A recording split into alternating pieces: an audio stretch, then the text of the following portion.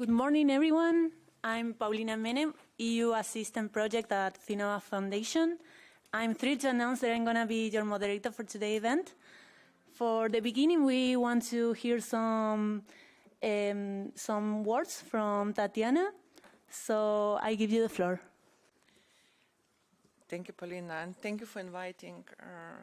I'm the member of the European Economic and Social Committee, where you are now.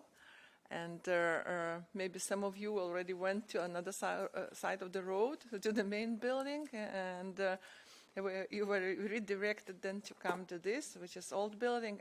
Actually, this building is historical building. And a few years ago, the Commission wanted to rebuild it, build something, ruin this, and build something different, but we protected it, so we're happy. We have now a beautiful room here. And from the one side, it's linked to the Committee of the Regions. Probably you also know what this Committee of the Regions stands for. And from the other side, there is, through the bridges, we can enter also the Parliament directly. So it's a good location, and it's not accidental location, because we are here to provide opinions on, to the Commission, to the Parliament, and to the Council on issues which are in the European Treaty, actually all the topics. So it's from Arctic to space, also it's international affairs, and definitely skills, and many, many other things. So we are 329 members, and we have 3 groups. First group is employers group, the second is trade union groups, and the third group is of civil society, so-called various interest group. And there we have women, youth, researchers, farmers, consumers, elderly people organizations. So we have a variety of representatives there. So what is opinion? Opinion is something which is requested by the Council, by the Parliament, or by the Commission, also by the presidency country.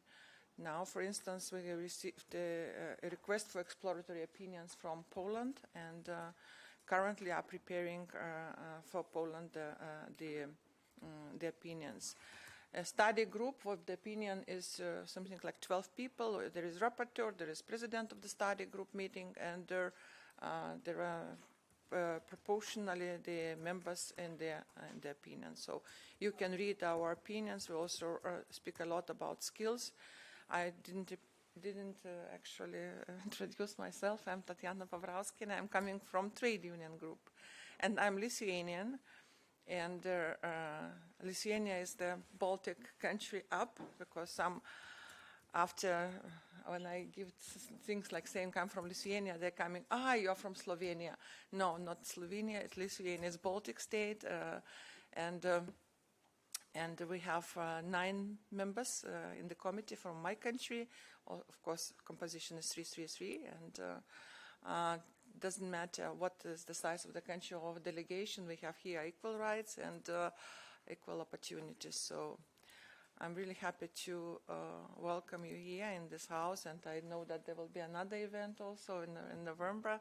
So please come, and let's share the ideas. And I encourage you just to read the opinions linked to skills, to education, to digital transformation, especially the area where you are interested. Thank you. Thank you very much. We have packed an agenda full of interesting discussion on AI, digital development, education, and the future of work. All topics that are shaping our society. So our format for today will be a relaxed roundtable, where I'm going to start with a question, and then we are going to discuss on that topic. We are also going to present some projects, and maybe we can inspire other perspectives from the public. So to keep the energy up, we'll dive into risk and ethical governance in the digital age. We'll explore how to balance innovation with the ethical responsibilities. It's a complex topic, right? But no worries, we are lucky to have a panelist full of experts. We will count with Sonia Perez Romero, who is on my left. Head of Unit in charge of AI Act at the European Data Protection Supervisor Secretariat. We also come with the participation of Lorena Jaume Palassi. She is online, founder and executive director of the Ethical Tech Society. Joanna Sliwa, senior scientist at NATO Communication and Information Agency. And Karina Kaunes, who is executive director of the Center for AI and Digital Policies Europe. I'll ask the first question to get the ball rolling, and who feels able to answer first, I will give you the floor and we can exchange some idea and move to other questions. So the first question that I have is, how can we ensure that AI governance framework effectively balance innovation with the protection of fundamental rights? Who wants to start to talk? Maybe Sonia? Okay. Since we are, is it on? Yes.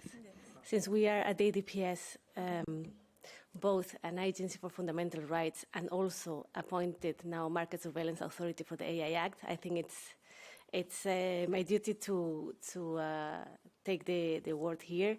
I will, for you to understand what the EDPS does, I will explain a little bit where we come in the AI Act and what we do. So as you know, the AI Act came into force on the 1st of August 2024, although it has a 2-year transitional period. And the governance for the AI Act is basically a subdivision of AI national competent authorities that will be then coordinated by the AI office here in Brussels. And this AI office comes with an AI board, which is very important because it's kind of the plenary of all national authorities. As the EDPS, the European Data Protection Supervisor, we are also part of the AI board, because in the AI Act, the EDPS has been appointed the supervisor for artificial intelligence systems in the European Union institutions, agencies, and bodies. That makes us a national regulator for the ecosystem of institutions. So in this framework, we are now building our capacities, and indeed we are pretty much encountered with this balance of innovation and the protection of fundamental rights.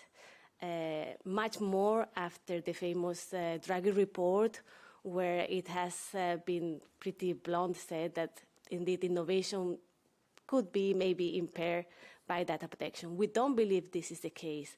And indeed, we are the living example that both data protection as a fundamental right and AI supervision can be done together. How can we strike this balance? Well, the first thing that we can do is to prioritize investment in high-quality research. Of course, the more money we put into that, the more fundamental rights we will have. So the same that we're pooling resources for developing the best computing capacities, the best AI systems, there should also be some investment on high-quality research that would drive innovation and would create solutions respecting fundamental rights. The second thing that we could do on that is encouraging the development of new technical solutions that allow flexible privacy-preserving compliance mechanisms.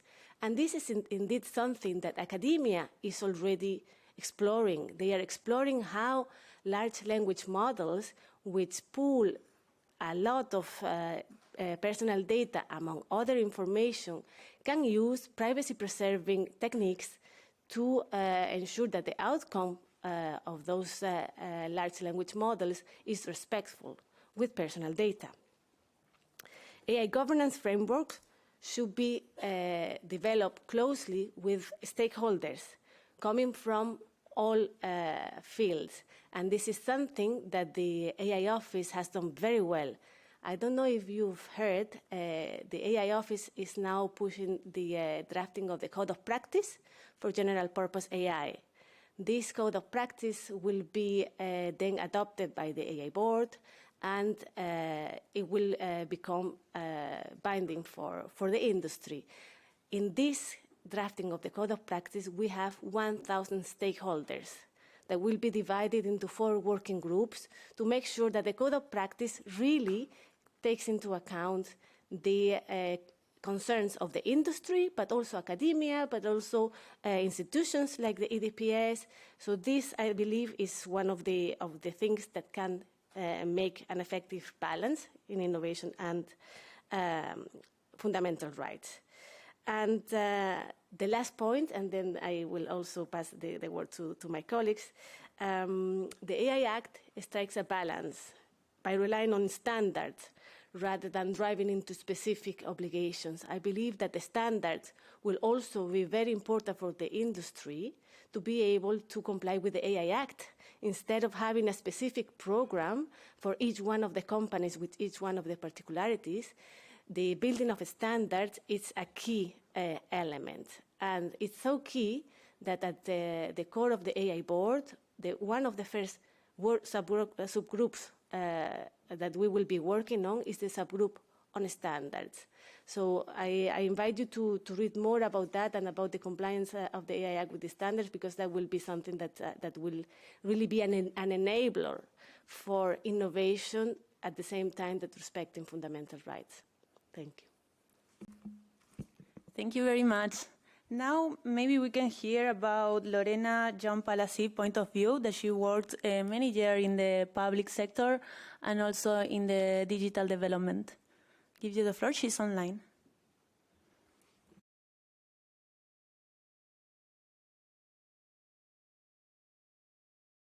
One second.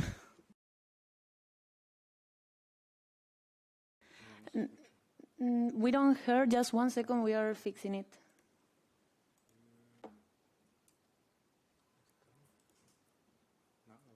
Now?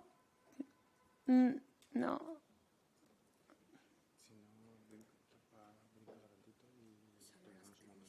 ¿Cómo? Okay, let's move on. Next, I'm gonna do other questions to you, but I think that you already talked a lot of things about this topic. But what are the next challenges that the European Union foresee in this framework? Sure, without any intent of monopolizing the conversation. But, well, let me tell you a little bit more of what's going on and what are the next steps in the AI Act. As I just mentioned, the AI board has been established. We had our first meeting on the 10th of September, and there we share a few of the concerns. The next step is really to appoint at national level the competent national authorities that will be in charge of artificial intelligence. Why is this a challenge? Well, we have 27 member states, and each one has a different internal division. For example, I am Spanish, and in Spain, we have established an independent agency for artificial intelligence. However, this is not the case, for example, in the Netherlands. The Netherlands has attributed that role to their data protection authority, in the same vein that the European administration gave it to the EDPS. So they are going to enforce both fundamental rights and be supervising artificial intelligence. There are, however, more systems of governance at national level. There are countries that have one single entry point for all AI matters coming from the AI Act, that then divide the competence or distribute among the different ministries or agencies. And there is also another system of multi-entry for the matters under the AI Act that is then coordinated at a central level. So as you see, multi-entry point, single entry point, independent authority for AI, and dual data protection and artificial intelligence competence.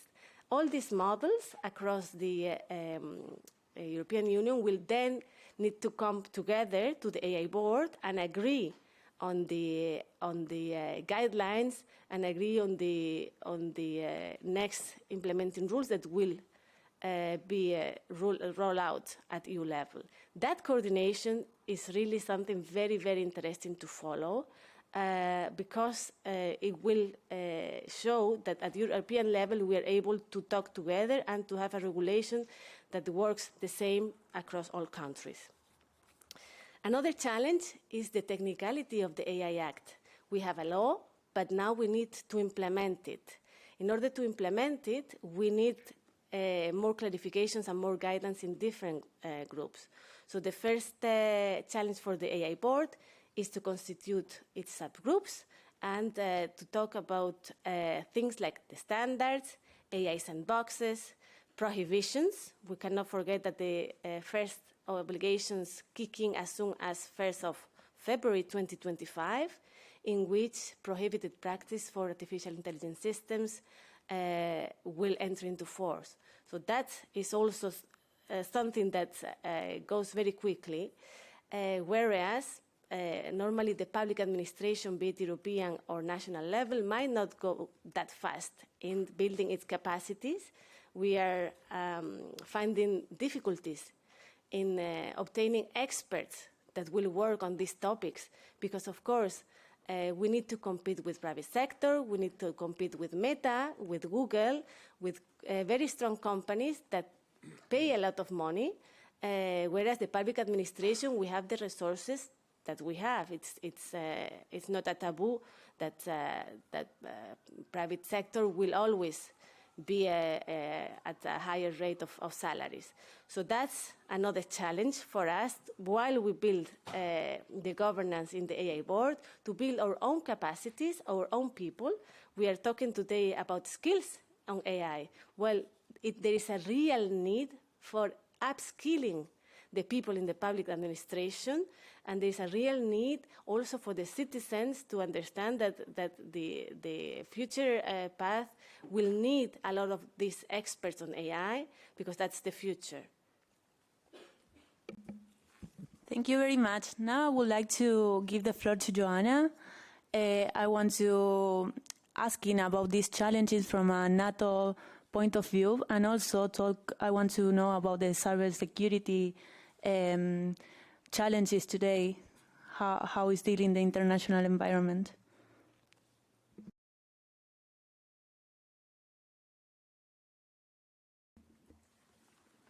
Yeah,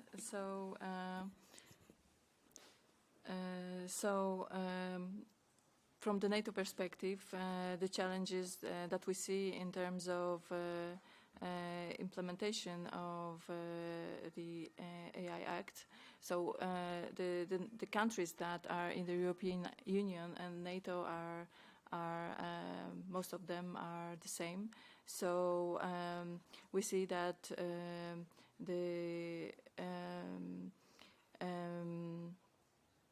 fostering of innovation in this sector will positively influence the capabilities that will be implemented by the nations, and that will influence also positively the creation of new capabilities for NATO countries.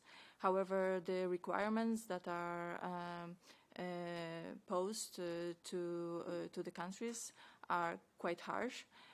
So we would like also to the Commission to create clear guidance on how the requirements will be met, and to create also systematic solutions on how these requirements are to be met, and to also provide some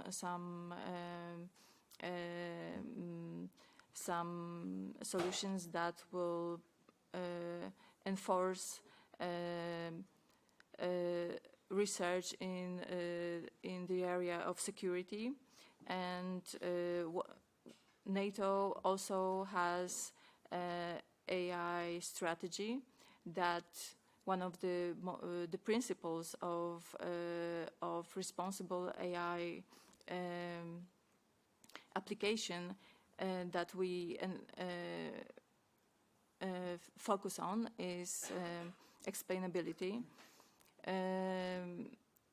what is important in this area is that we need to trust the models and solutions that we employ. And this is not only the AI systems that are used on a daily basis by people, but these are operational solutions that can be used by the operational people in the field, not only in terms of situation awareness, early warning, but also in other fields of operation. So this is very important that this area is enforced by the solutions. One of the other areas that we need to focus on is in terms of security, is integrity of the data sets to prevent from poisoning attacks. And that was also mentioned, privacy preserving computing that can make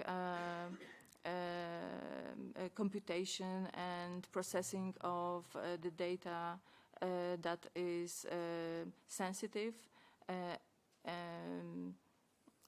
available for the wider audience. So these elements are very important and should be taken into account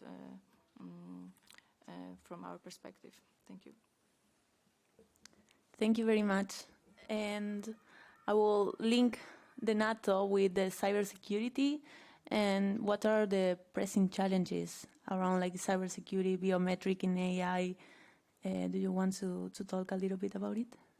So in terms of cybersecurity within the AI area, so all the challenges related to the poisoning and evasion attacks, these are the current threats that we are focused on, and detection and being able to identify or to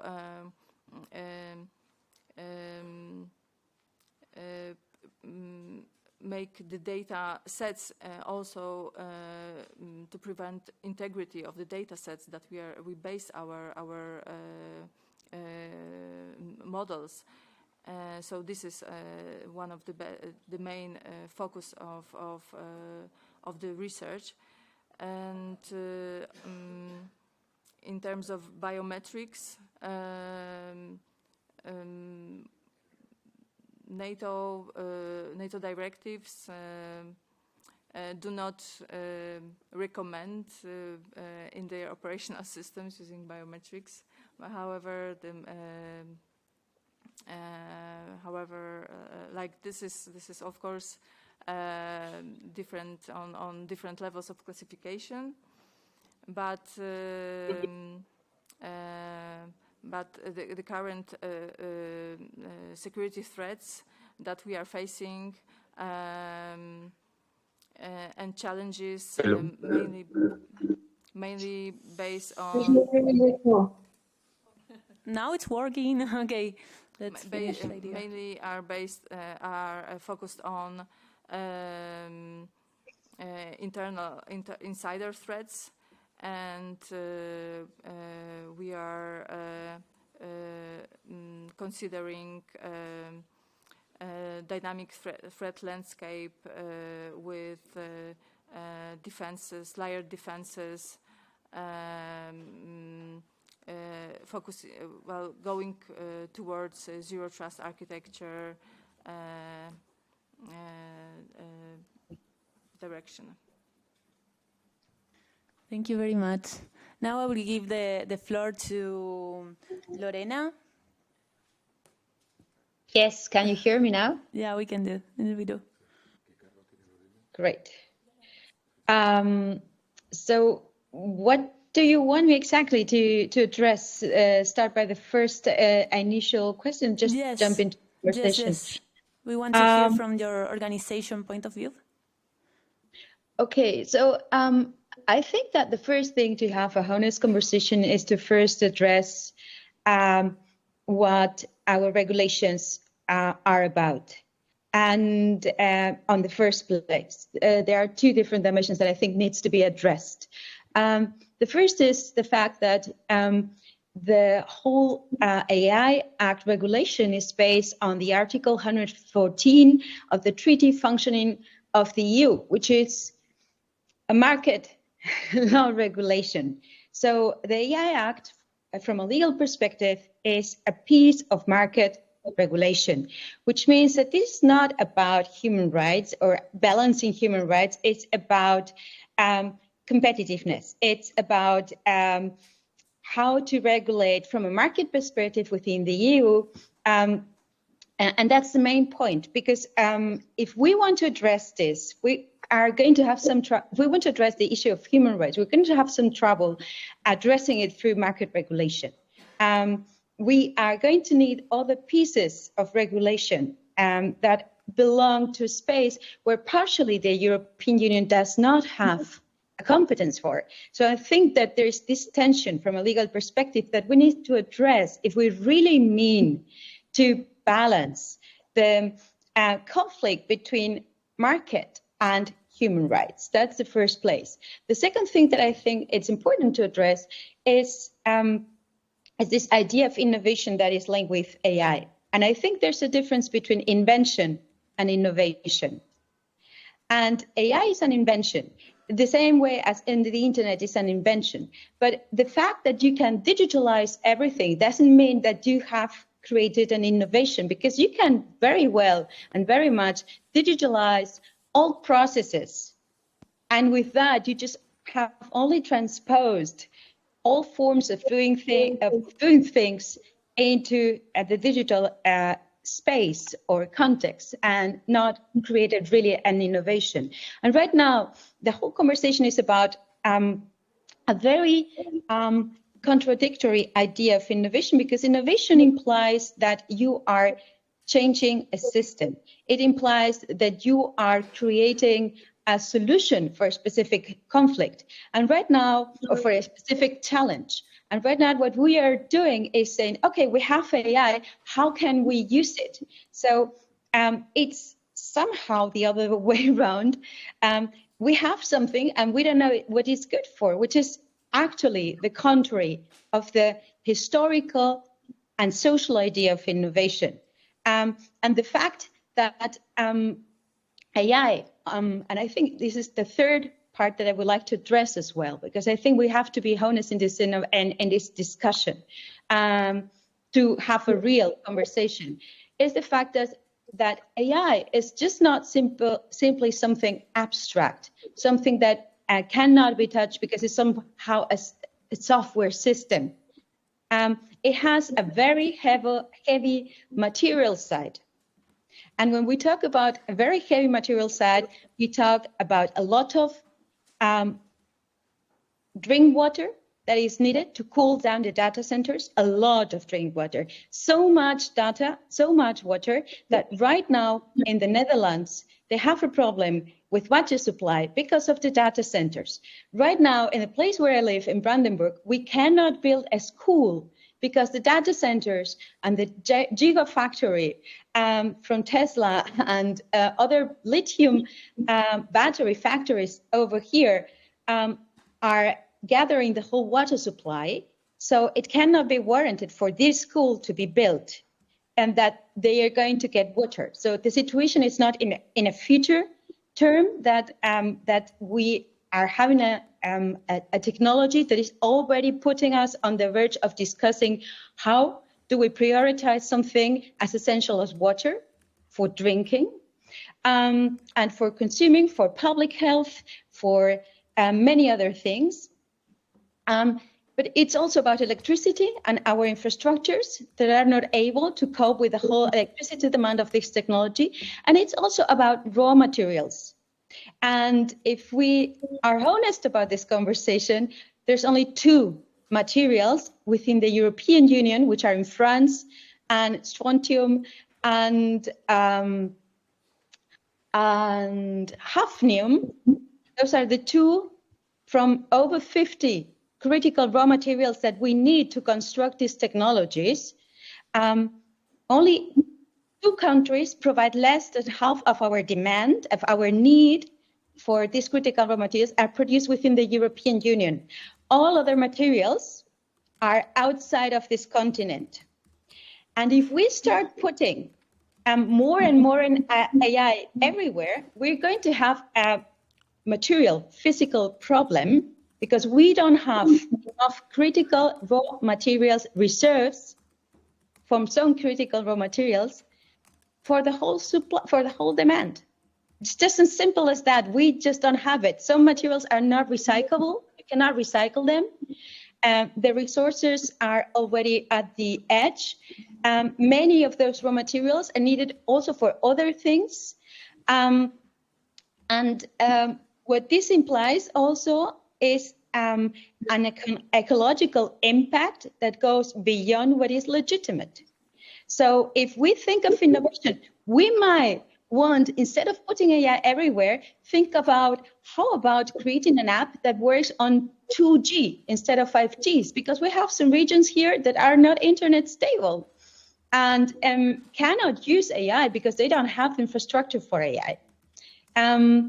So that part needs to be addressed as well. And the last point that I want to make that is really worrying me is the fact that most of the AI development that we're doing right now in the European Union has nothing to do with human rights, but it goes against human rights. We are making development and research on technologies, and it's not coincidence that a representative from the NATO is sitting here, and it's no coincidence that Thierry Breton 2 years ago in his speech explained that this is about leading the digital and the military decade, and putting in connection both the digital era with critical raw materials and the military. And I think we need to address the technologies that we're creating are killing people, are being used to make decisions that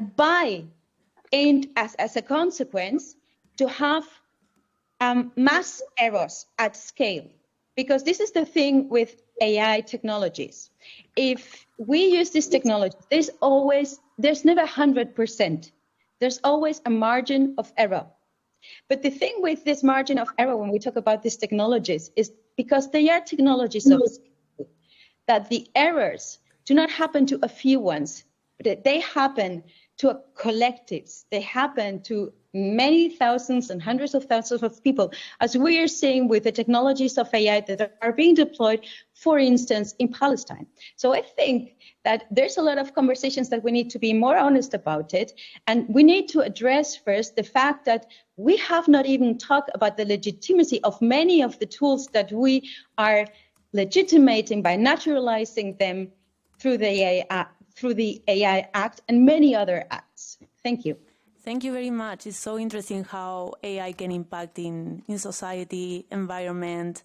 When we talk about climate change, we also talk about human rights. So now I want to give the floor to Karin Kaunes to talk a little bit about this, and maybe she can share like an experience or a challenge that her organization analyzed about elections and how is the combating information manipulation generated by AI. I give you the floor, Karin. Thank you very much. Do you hear me? Yes, it seems so. So thank you very much, Finnova, for the invitation. I'm Karin Kaunes. I'm the Executive Director of the Center for AI and Digital Policy Europe. Our global organization, the Center for AI and Digital Policy, has also developed an AI and Democratic Values Index, which assesses the public policies in the field of AI of 80 countries. So basically, we have mapped what is going on with regard to legislation all over the world and the current issues that we are witnessing with regard to protection of human rights, democracy, and the rule of law. I must also say that I'm the editor-in-chief of the European Law Journal. It's a law journal, so I would like to also integrate remarks to what has just been said or what other speakers said. And again, I apologize for not being there today. It's just that it's very difficult to juggle with different commitments, and teleportation has not been invented yet, despite a lot of technological innovation. So about the fact that so totally agree with what you just said about sustainability, and it's linked to discussion at UN level actually with regard to sustainable development. And you mentioned issues with regard to water and data centers in the Netherlands, but we know that there are some similar issues also in Spain, where hot temperatures also cause problems. So, so we know that this is an issue. With regard to fundamental rights, here I wouldn't totally agree with you, and I'm going to tell you why. And it's linked actually to EU law, since you're bringing the legal perspective. Any market regulation should respect the treaties, because the treaties have constitutional value. So any legislation should be interpreted according to the treaties and to the the EU Charter of Fundamental Rights. And the same rights should be upheld, should be ensured online and offline. Not only that, but it is not because the core legal basis of a legislation is market regulation that it is just about market regulation. This comes from the case law of the Court of Justice. And last but not least, I could easily mention how we developed the internal market in the EU, and the whole case law of the Court of Justice is about free movement of goods, services, and capitals and persons, and it's all about balancing different rights. So in the history of legislation, or even how the EU has conceived a market regulation, fundamental rights have always been embedded in them. So here I would disagree with that. As for the historical and social idea of innovation, well, in Europe, we have this notion from centuries of progress based on enlightenment, which means that progress should be for the good of all. So if I looked at the questions that has been asked to us, it shows which is balance between innovation and the protection of human rights, fundamental rights. Actually, I don't think this is really the question. Why? Because simply speaking, the issue is rather how to address risks to fundamental rights, democracy, and the rule of law from the inception, so that true innovation and the opportunities and promises of AI can be truly unleashed. I can't here cite, for example, at global level, because this is a global issue. It's not just an EU issue, and we need to see how the EU approach fits into the global framework ecosystem. UNESCO, which has issued the UNESCO recommendation on the ethics of AI, signed by 193 countries in the world, commented on the last G20 ministerial declaration on digital inclusion for all. And what it says is the following: safe, secure, and trustworthy AI, when applied in a transparent, ethical, responsible, and reliable manner, may act as a catalyst for achieving economic growth and inclusive sustainable development within its three dimensions: social, economic, and environmental. So if we follow your approach that yes, we have to consider impact on environment, we also have to consider impact on fundamental rights, and we have to consider this AI technology in its global ecosystems with all its dimensions. And the best way to address the current issue is to look at fundamental rights protection or sustainability also by design. Only if we address the threat to fundamental rights, social and environmental rights, can AI innovation and power truly be unleashed for the good of all. So what do we need in that? I think it is clear that we need clear guardrails and red lines This is what the EU Act has been trying to do, because we have prohibited practice, which, by the way, should enter into force in February. So it will be a key point to take into consideration. We have to foster transparency and meaningful participation.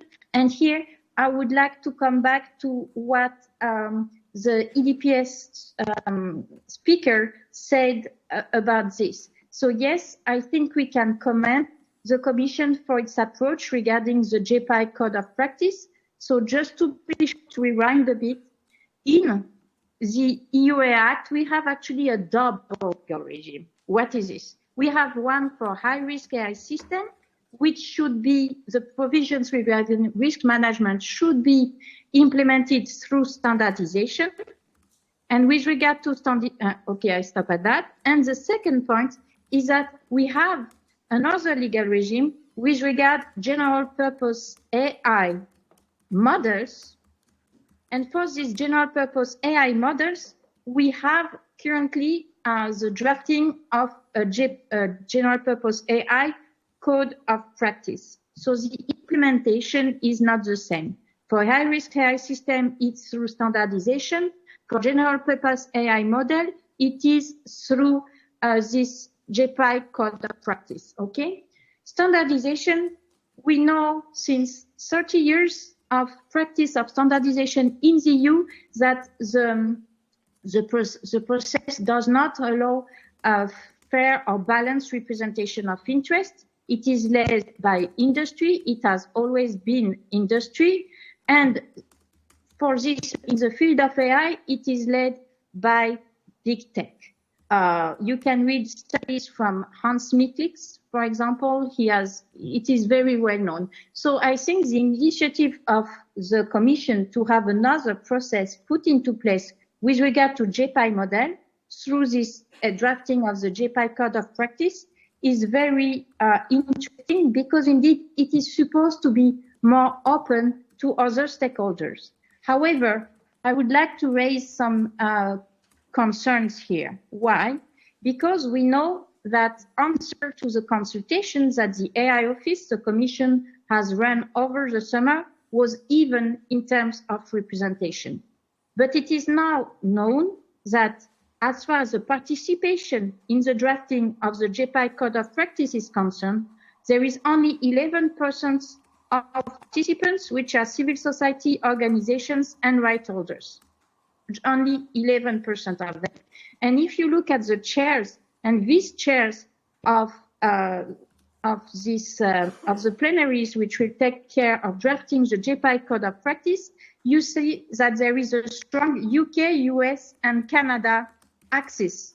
There is in the chairs and vice chair no European lawyers or what you want, EU experts in data protection. There is no expert in AI and fundamental rights from a European perspective, and this is very worrying. Another key issue with the drafting of the JPI Code of Practice actually is that JPI providers will have workshops with the chairs of the different working groups for the drafting of the JPI Code of Practice before each iteration of a draft. This means that basically that JPI providers are put into a preferential position. Let's put it this way.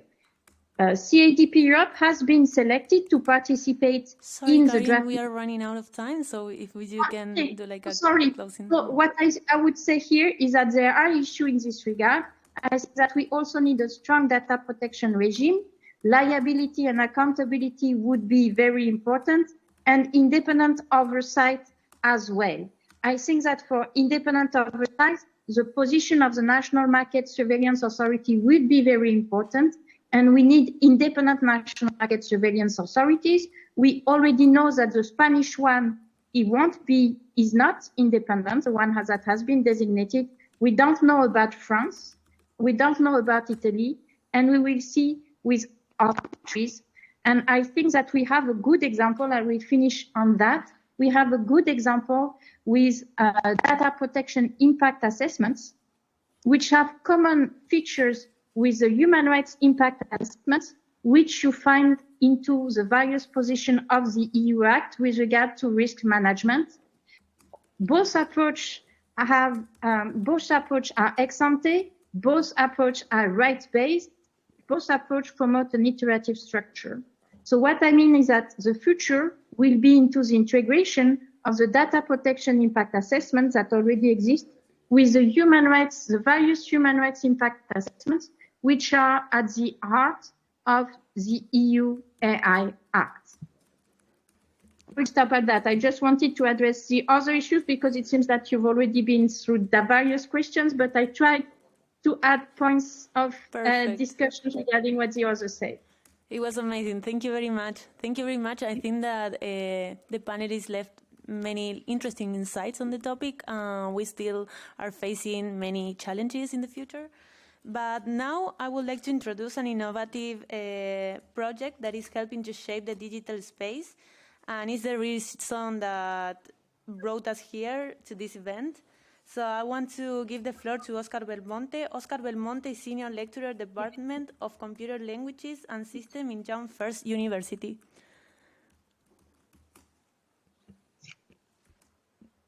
Okay, thank you very much. And thank you very much for the opportunity to show our work.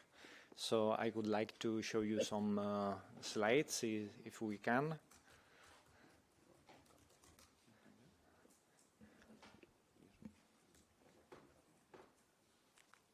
Okay, thank you. Okay, so the acronym of the project is LivAi, making adults education lively through artificial intelligence. And these are the partners in the organization. The first one is the University Jaume I. I belong to that university. The second one is Finnova from Belgium. The third one is eProject Consult from Italy, Connectable from Ireland, FECOFERT from Switzerland, and finally UBTech from Greece. The duration of the project is the project will last 24 months, 2 years. And the budget for the project is 250,000 euros. So there are three main objectives of the project. The first one is to enhance institutional commitment to the implementation of EU guidelines on ethics in AI. So this is the main topic of this session. Second one is to create an open educational resources. I will show you some of the project results briefly, and that provide and validate competencies in the field of the data and AI. And finally, the third objective is to promote the ethical use of data in education at all levels. So we have produced some materials, because the final objective of the project is not teach about artificial intelligence, is to take profit of artificial intelligence in the learning process to design personalized learning paths depending on each student. So this is the objective of the materials, and all of this taken from an ethics perspective. So the materials that we have developed are on the web page of the project for sure, and a handbook related with the use of artificial intelligence from an ethics perspective. We are also develop some courses, 4 courses in total, talking about teaching about the different aspects in the field. So, and now. This is the website of the project. Here you can download a handbook on artificial intelligence related to adult education. These are the contents of the handbook. They are divided into 4 chapters.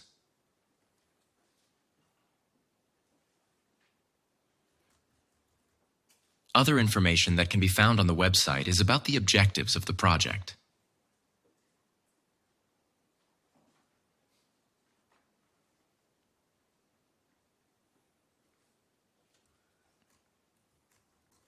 In addition to the project objectives, there is also a news section.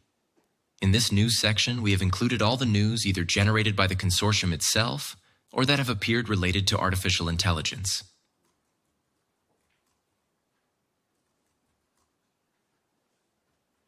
And now the other part of the project is the creation of an open access course. The course is integrated into the Moodle platform. Any user can create an account to access it. Once the course Moodle has been accessed, the 4 available courses appear.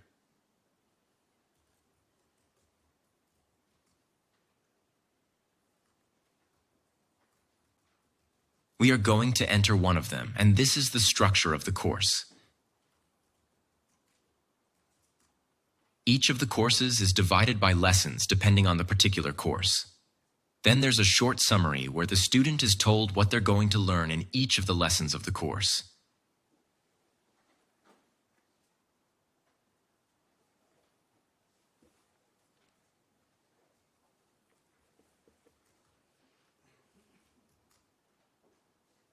And now we are going to look at some of these lessons in detail. Each of the lessons consists initially of a video introducing the topics corresponding to the lesson.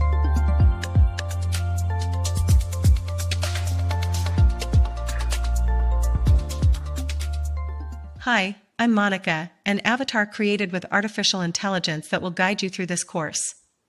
After we begin, I would like to inform you that you have text materials associated with this course on the platform, which will provide you with more comprehensive and exhaustive content for each lesson. It is recommended that you read them carefully so that you can easily answer the evaluation tests of this course later. In this first lesson, we'll talk about how to create a learning environment suitable for applying AI on data produced by the students.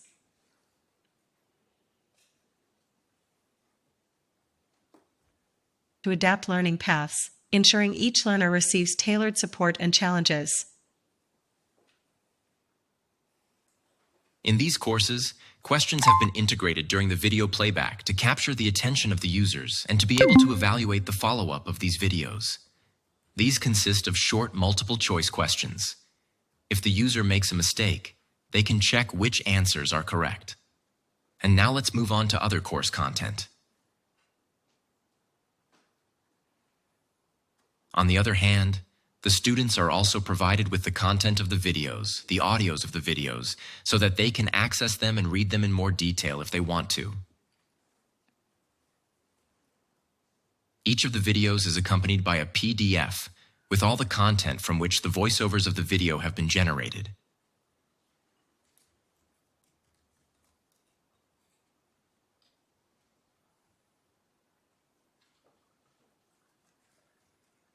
Once the session is over, you leave the Moodle platform, and that's all I can tell you for now.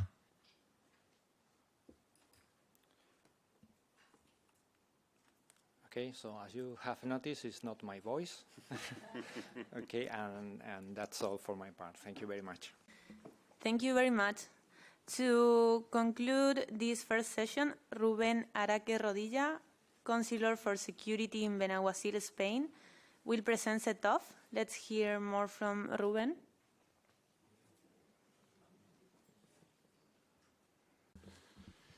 Thanks. Thanks for the invitation. We are very grateful to have been able to participate in the development and implementation of this program. SETOFF, from the side of the City Council, the Chief Inspector of Police and Commandant in Office, we're involved along with myself as a civilian. Contributing experience, work methods, and interpretation techniques for our field work. The SETOFF program is a European project that brings together different countries to improve the response to environmental disaster and expected accidents. In a world where natural and human disasters are happening more often, it's necessary to have trained staff who can solve this problem effectively. Object of the SETOFF program. The main objective of the program is to create tools and training to help professionals identify, assess, and manage different risks. This includes training to recognize dangerous situations and create preventive measures to reduce these events. Training content. The training in the SETOFF program covers different topics such as re-identification. Participants learn how to recognize different dangers and can help in their workplace, from humans or the environment. Risk assessment. We offer training to evaluate how big these risks are, the possibility of them happening. This helps decide which actions are more important. Developing response strategies. The training includes making plans to respond to emergencies, so staff is ready to attack effectively in accident. Practical exercise and simulation. To help learning, participants do practical exercise and simulation where they can apply their knowledge and in controlled environment. Cybersecurity in the SETOFF program. In today's digital world, cybersecurity is very important in our program. Information and data are needed to identify and manage risks, and any cyber AI attack can harm this information. We have some ways cybersecurity connects with the program. Protection of important data. The program protects information in case of AI attacks. If the information is attacked, it can lead to wrong decisions and can affect people and their environment.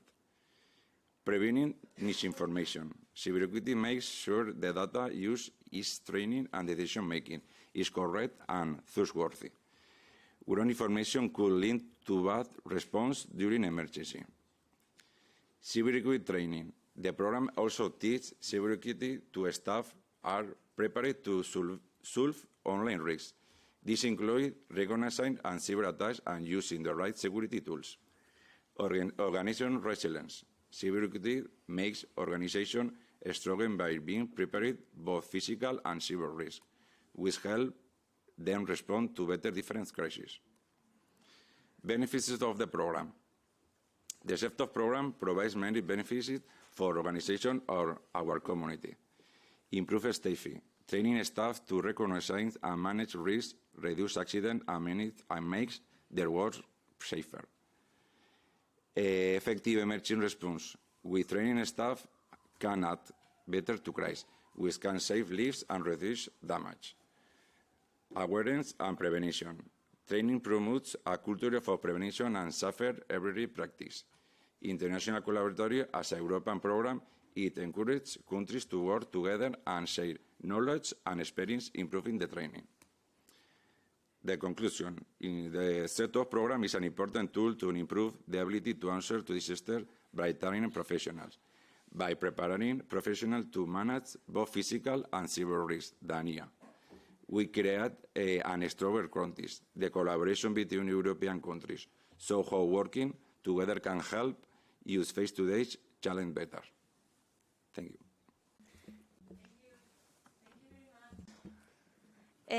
Now, I hope that you are not tired because now we are moving to the second session of the event. It's titled Education and Digital Skills. We have a great group of panelists for this session. They are Tatiana Babrauskiene, Head of International Relations, Lithuanian Education and Science Trade Union. We already talked with you. Georgi Dimitrov, Head of Unit in the DG Education, Youth, Sport and Culture of the European Commission. And Oscar Belmonte is also joining. I just remember you that he is Senior Lecturer Department of Computer and Languages and Systems in Jan First University. So let's move to the first question. What actions are being taken at the EU policymaking level to ensure equal access to digital literacy resources? I can give you the floor, Georgie. Good morning, and many thanks to Finnova and the European Economic and Social Committee for the invitation. So what actions are taken by the EU now? I would start by just stating the obvious, that the EU operates in the field of subsidiarity when it comes to education. This is very important to just state at the beginning, meaning that it is the member states and in some cases the regions. I mean, I think Spain, Germany have a lot of regional also autonomy when it comes to education. So the influence of the EU is relatively limited. Now, I say relatively because education nowadays is not what it used to be, especially when we talk about digitalization, because digitalization does not stop at the border of, between Flanders and North Rhine-Westphalia in Germany. So digitalization is very, very harmonized, and all the social phenomena we deal with, be it disinformation, artificial intelligence, and you can go on, they are very, very similar. So this means that there is a certain common and shared interest of the European member states when it comes to digital education, which I'm responsible for in the European Commission. Still, the treaty is the treaty, the law is the law, and then what can we actually do in this? I think that we can do effectively two things. The first thing, which I am quite involved in, is to set up a shared and integrated policy framework for digital education and skills. And I stress the words integrated and shared, and I can say also coherent, because the concept of digital education is very, very wide, and because of the nature of the digital transformation, it is constantly moving.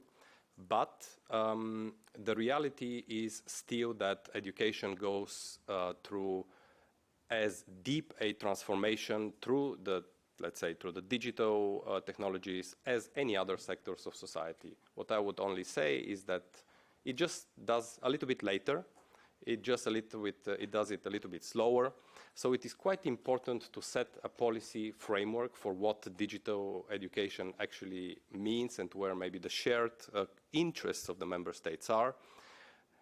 Very concrete examples are things like access to infrastructure, connectivity. Do you have access in your schools to fast internet as fiber? If you read the European statistics, you will very quickly realize that we all have faster internet in our pocket than our schools, relatively speaking, because only 20 to 25% of the European schools have fiber level of internet.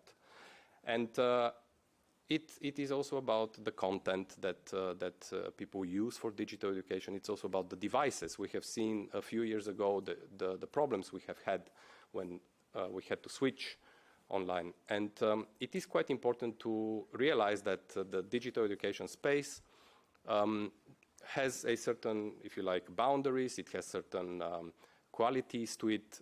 And what we promote through the Digital Education Action Plan, which is the European framework for digital education, which the Commission adopted 4 years ago, is exactly that. The need to promote a high-performing, we call this high-performing digital education ecosystem. I can simplify it by saying access to education is a human right, and it should be granted physically, but also digitally. So, and this is a very long shot, of course, but and the policy framework is important because the member states sometimes ask the European Commission for guidance, for orientation. And for example, last year, as part of the Digital Education Action Plan, we proposed 2 Council recommendations, which the member states also adopted. They are on the so-called enabling factors, which is the whole ecosystem, and they're also on the digital skills and competences.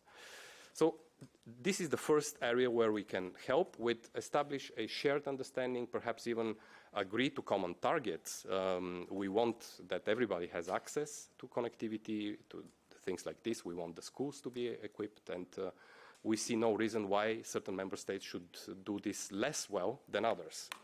The second, of course, area which we operate and where we can help is through funding, and here our Erasmus program, but also many other programs which support more and more the digitalization of education, such as the Recovery and Resilience Facility, which has a great share of funds to digitalization, operate at the European level, and this is where we advise also perhaps to an extent and discuss with the member states where these funds should be allocated best.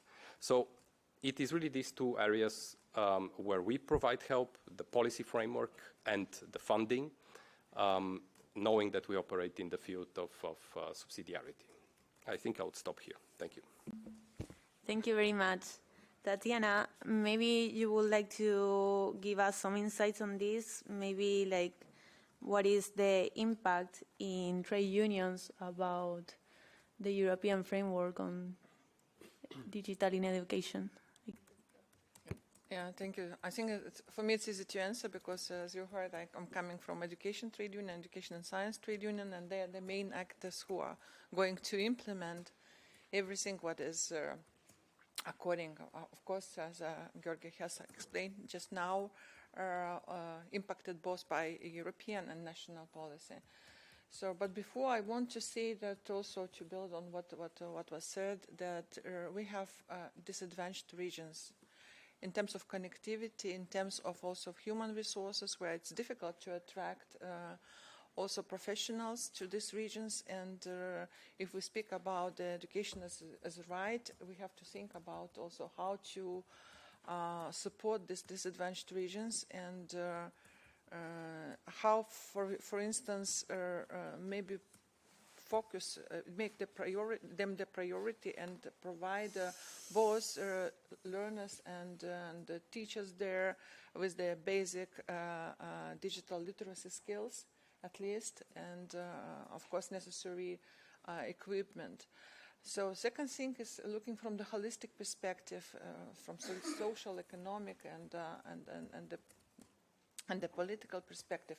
We see three mega trends. We see green transition, digital transition, and we see also democratic developments, which is frightening. We see elections in the countries when the far right is coming with all the bouquet of all things like disinformation, fake information, soon saying that the dais is flat, and arguing this in the parliament as well. I'm expecting more of this in the coming years. So looking from this three perspective, we have very strong also policies on these issues. Here is digital. As I'm involved into skills more holistically, I see a very strong environmental movement with youth involved there. Also, the Commission working on skills for sustainable development. Also, this is in the implementation of SDG goals. And also, we see the citizenship education, which is now strengthened in many member states want to strengthen this. If we look how they are complementary to each other, you see immediately the link. When we speak about sustainability, it's not only what Lorena said about impact of on water, for instance, of all this AI development. It's also that this movement is going to transform the schools. Yeah, that they are at least advocating to bring transformative education, to go to this whole school approach. And whole school approach, if you don't know this, is when curricula is co-designed with other actors. And what we see in non-democratic countries, like Hungary, for instance, now, the curricula is centralized, schools are centralized, and the curricula is coming from the state. So even teacher is not capable to modify something. It is the frame when the teacher is put. So many teachers resigned as a protest from the system. Now the system, the people who are coming there, they are not professionals. So we see how these three mega trends are interlinked and how they are impacting each other. This is one of my comments. When we speak about educators, the huge workload, aging. Imagine, I do understand that program excellent, but imagine the teacher who is aging and reading that and not even having basic digital literacy skills. That would be just looks and say, I'm loser. I probably have to leave the system. So we need to think how to attract young people to the profession. That's what trade unions are struggling now, how to make the profession attractive. But there are many things here. We need to, of course, provide the fair salary to the teachers, which is not the case in many countries. Also decrease the workload because of the lack of the teachers. They take too many hours to teach. Quality is deteriorating, and there are other consequences of this. Also, they're continuing professional development. There is, in many countries, it's ad hoc, some projectile maybe, some kind of maybe one act providing something, but no systematic, not building on what was already provided, not individualized even. It's like you have a group of teachers, you give them some lecture, teachers go, they get certificates because I had some piece of training.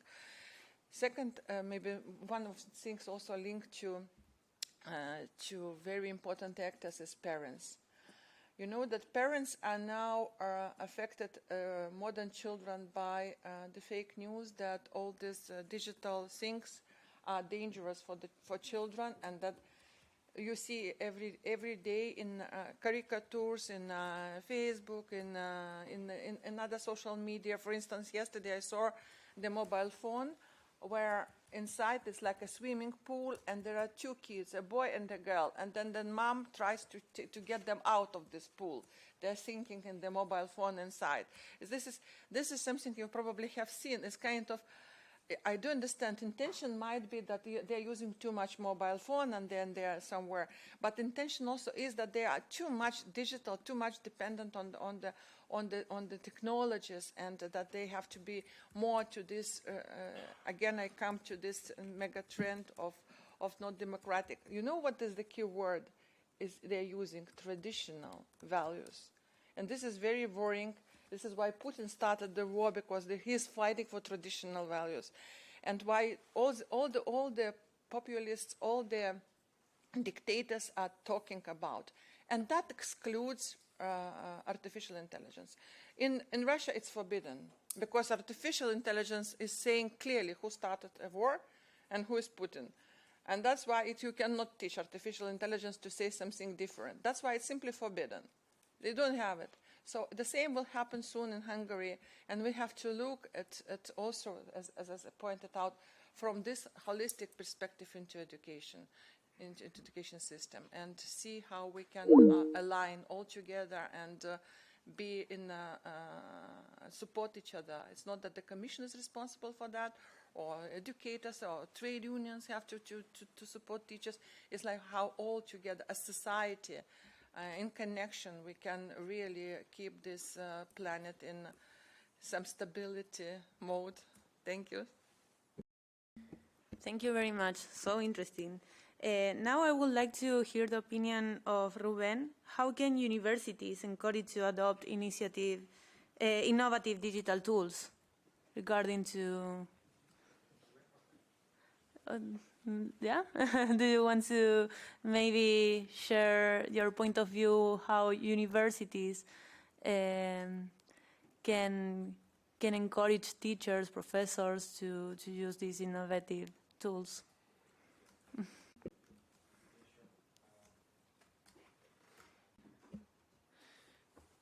Okay, I think that it's not a question with an easy answer. Because from my experience and the experience that I have from the teachers community at universities, it's a kind of try to attract some investment to universities, to all teachers be specialized in the sector, because if we think only about the technical part, we are already, some of us are already prepared for face this challenge. But universities very, very high, they are very, very topics which now are using artificial intelligence. Most of teachers and most of the students are not prepared for face that in an ethical way. So I think that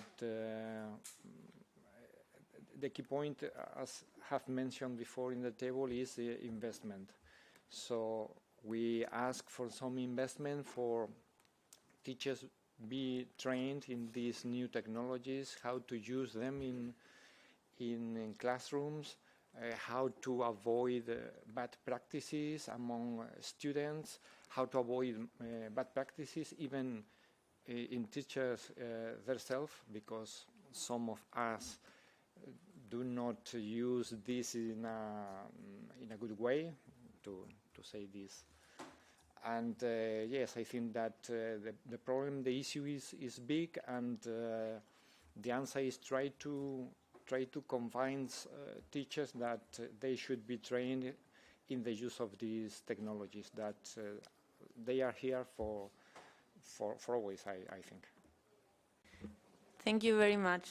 So how can the EU, universities or trade unions encourage responsible digital education practices? I give you the floor, Georgie, if you want to. Oh. I think what I think that what could be helpful for educators and for teachers, there are three elements when it comes to how to learn new technologies and how to keep to be updated. Why we think about gamification is just for kids. It's also for the adults. Yeah, it should be attractive. It should be encouraging, motivating you, interesting. Not just I do understand it's very serious, because we believe that this profession is very serious. They have to have serious material. No, not necessarily. It should be gamification. That's my point. Second thing, it should be blended, of course. It's because I said limited time, limited also kind of attention thing is very important, because you know that the more years you have, the less time you can concentrate on this. This is a psychological thing. Yeah, kids are learning very fast because they have a lot of capacity, and then it's going narrower and narrower and narrower. This also should be adjusted. That's why we have andragogy. We have pedagogy and andragogy, and sometimes we are thinking that pedagogy might work for adults. It's not working. So this is something also we have to return to back, and maybe, I don't know, some financial motivation also, because once you get some kind of pieces of learning, you use new techniques, you use I mean, something like interesting methodologies. You should be also motivated financially. Get another maybe grade as a teacher, master teacher, or whatsoever. That used to be in the past in many member states, and now it almost disappeared. It's like, oh, everyone is having the same level. Thank you very much. Now I would like to ask to Georgie, what are some of the EU's key initiatives to promote lifelong learning in the digital era, and how can we ensure they reach all citizens? Thank you. Okay, yes, thank you. So first of all, I want to agree with both statements about the importance of the investment, and I'll come back to this, and the importance to tackle this, as you called it, fake news. And it was very interesting about the example you gave about the caricature. And I think that this is really something that has to make us critically think and question what we see. That's why digital literacy is so important, and being able to understand what you consume and what is actually the motivation of you being so, if I can say, some people speak about media addiction, and of course all of this is not coincidental at all, because there are very strong forces at work which make people go down this route. So it is very important to strengthen digital literacy with critical thinking. It's nothing else but pure old school rational critical thinking that we have to apply. It's only in a different modus operandi. But on the question of the promotion of lifelong learning, I think this is a critical aspect from an economic point of view, and I want to build on a very recent piece of, I find, extremely relevant news or data, in fact, evidence, which Mario Draghi presented 2-3 weeks ago. Mario Draghi, the former central bank president, was tasked with preparing a report by the for the European, I think it's for the Council and for the Commission both. So, and it's a fascinating work. You may disagree with many of the things that are said there, but they are very solid and very deeply rooted into evidence and data. And one of the many, many points, but one which is particularly striking for me and which goes back to the question of lifelong learning and also the skills you need to be able to compete, is really this very simple, for me, sort of almost revelation that the almost entire productivity gap between the United States and the European Union goes really down to the differences in the technology and digital adoption. So what they did, just to explain, is that if they took out the big digital companies, which are responsible for certain, let's say, GDP growth and et cetera, they took them out and then they compared the two economies. And what you found out is that in all the other economic sectors, productivity gains are very similar. In fact, in some of them, we are doing much better. Yet, grosso modo, the US, of course, is way ahead, and we all know this kind of, now the two famous kind of curves, which are diverging more and more. So this is the shocking news of the two curves, how in the last 15 years they have grown further apart. All down to the productivity gains in the digital adoption and sector. Now, what I would like to say with this example is that no adoption of technology and no economic growth in the digital space is possible without the workforce. And no workforce would emerge if the education and training systems, including the vocational education and training systems, do not supply this workforce with the type of skilled people that would, in fact, do this work every single day, because these are people who contribute to this growth day by day, and then 50 years later, you have the gap. And this is really the core of the problem. The root cause of the productivity gap is down to the relative, let's say, also gaps in the provision of certain type of skills by education and training. And I think you gave some nice examples. You mentioned gamification. I mean, it's a way to teach people in a new way, in a perhaps a little bit more attractive way for those who have grown up playing games and who like to do this type of things, to teach them math, for example. I mean, you all know Duolingo. So it's a way to learn language, for example. And these are things which are proven to work more and more.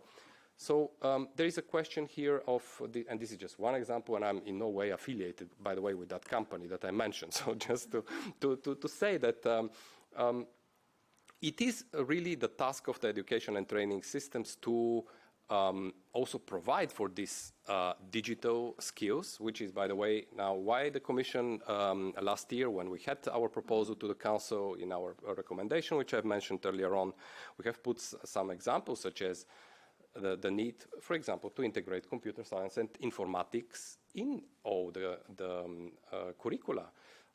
This is not something that today is accessible for everyone. In fact, I mean, there is a huge need for informatics and computer science to be, first of all, taught.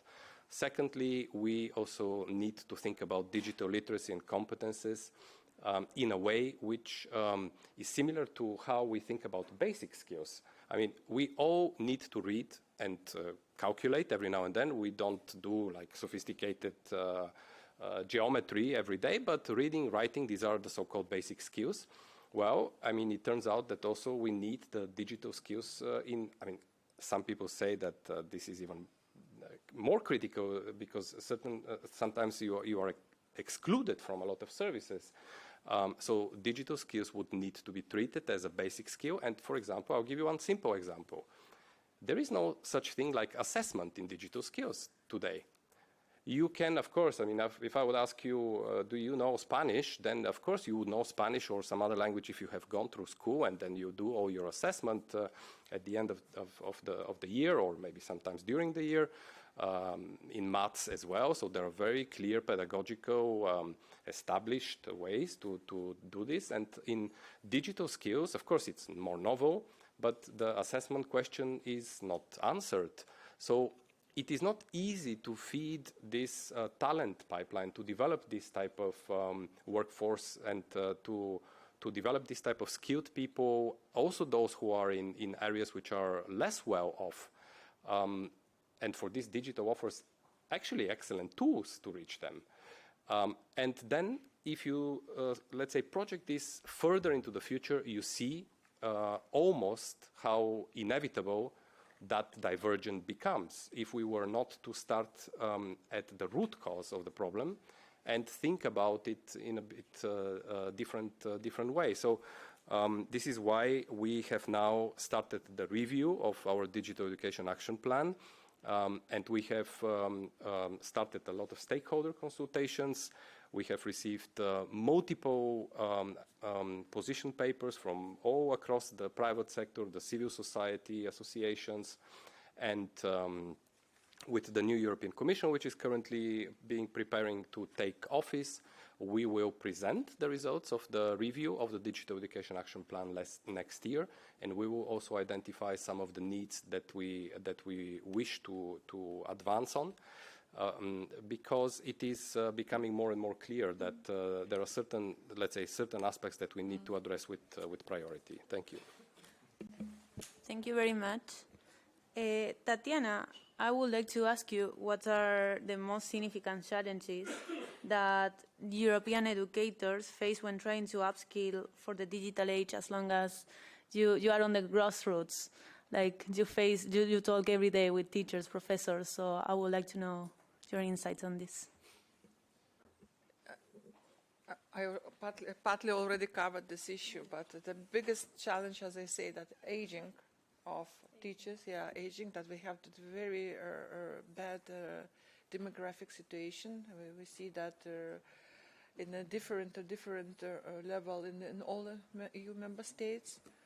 Then probably another issue is about their conservative way of the system, conservatism of the whole system of education, which is not going to transform into something, evolve into something different, more dynamic, more adaptive, more welcome also, because it's for teachers it's a huge challenge now, even to attract the attention of children in the classroom in the classic way, if they're not using any new technologies, if they are not fast enough to adapt. And again, if they are already in the age when they are, the education is, their professional development is slowing, and when they are not so easy to even accept this a new way of teaching, their living system,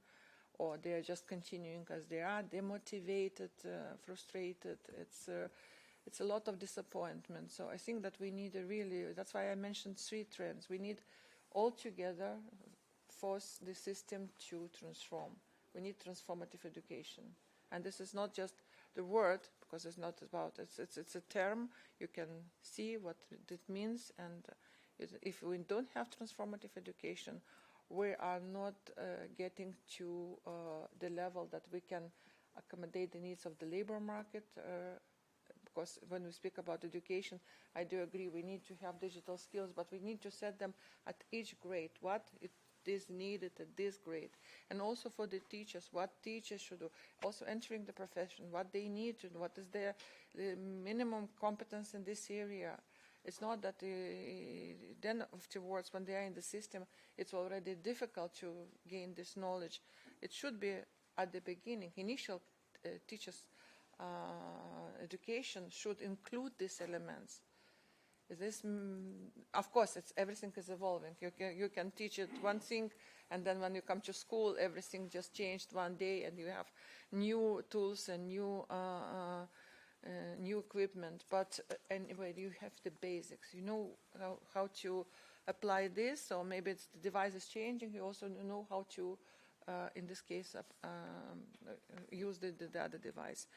So support for teachers, support and real understanding that this is the key actors in the process. Whatever we plan at political level, they are there to implement. And then if we're not supporting them, They are just struggling there to just to do what, I mean, in the classical way they used to do. So that's.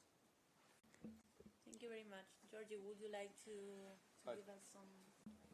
Yes, I actually want to just reflect a bit what Tatiana said, because I really strongly agree with what you just said, that ultimately it comes down to the teacher. I think what we can at some point do at the European level, and I think we all need to know a little bit our space of leverage, so we have to know where we can influence and where we have to be more prudent.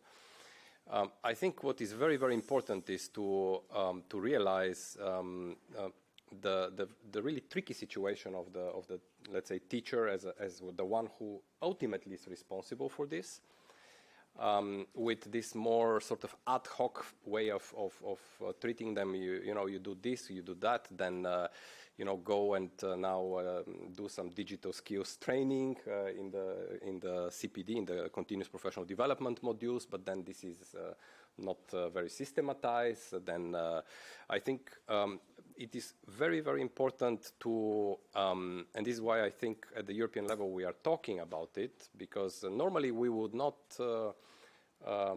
let's say refer to the education in the way that we today talk, because of the legal situation. The European Union has, this subsidiarity, and the member states, in fact, do not like that the Commission talks about education. If I have to be now a little bit more kind of, let's say, transparent, but it is very important because the kind of challenge is shared.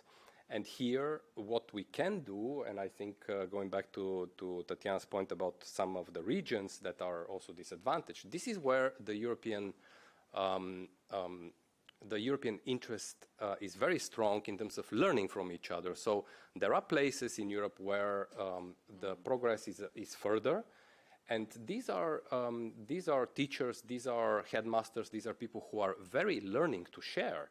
They are open to share this with others who would like to go there, and so that a more systematic way of working appears. And my final point is a little bit more of a wishful thinking here, but because I am with somebody who is in the teacher's business, I really have been working now in this domain for 6 or 7 years in the digital education field, and I have come to see that it has also something to do with the status of the social status of the teacher. That ultimately some of these changes that we want teachers to implement, and we give sometimes a lot of money and investment, but at the same time we treat it a little bit as just an implementing arm. I think that for those of us who know history, and all of us in Europe normally know history, we all know that the teacher profession was basically the next to the sort of the priest, the doctor, and the lawyer came much later, in fact, if we are honest here. So lawyers, but the teacher profession is fundamental when it comes to social status and recognition in the history.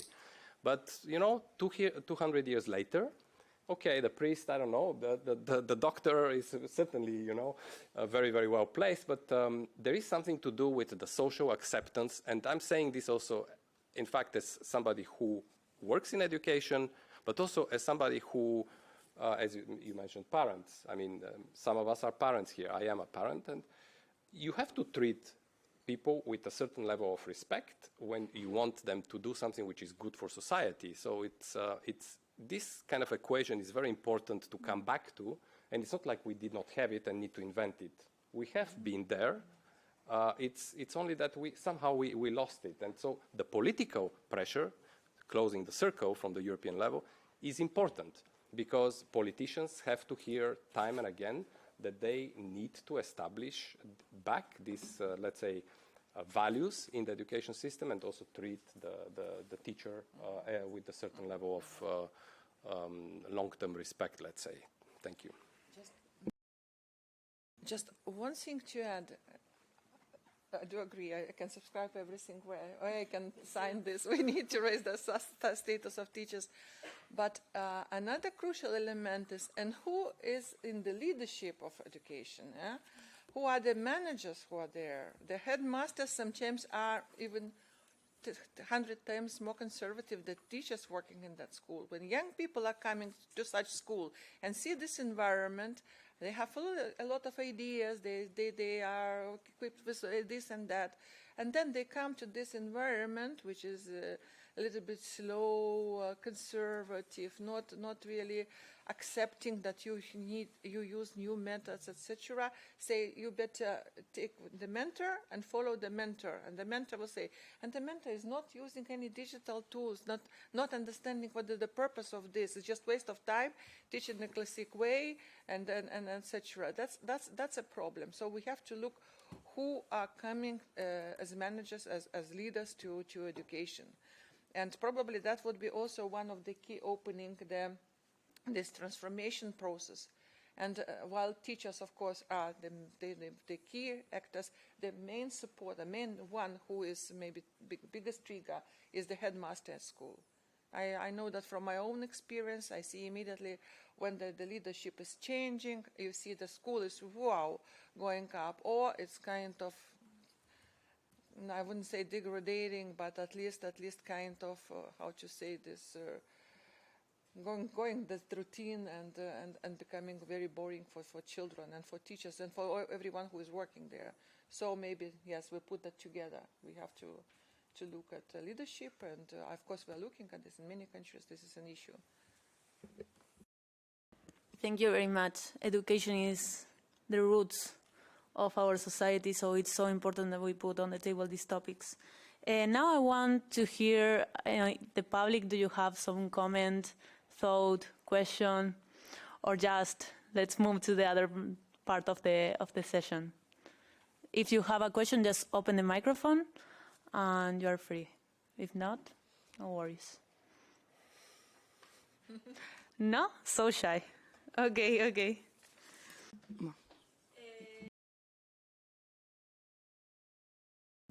Now, for closing the first part before the coffee break of this forum, I would like to invite Juan Manuel Revuelta, CEO of Finnova Foundation, to share some closing thoughts on European funding opportunities. I give you the floor. Thanks a lot. And we are very late. Then I will be very brief for the coffee break that is waiting for us.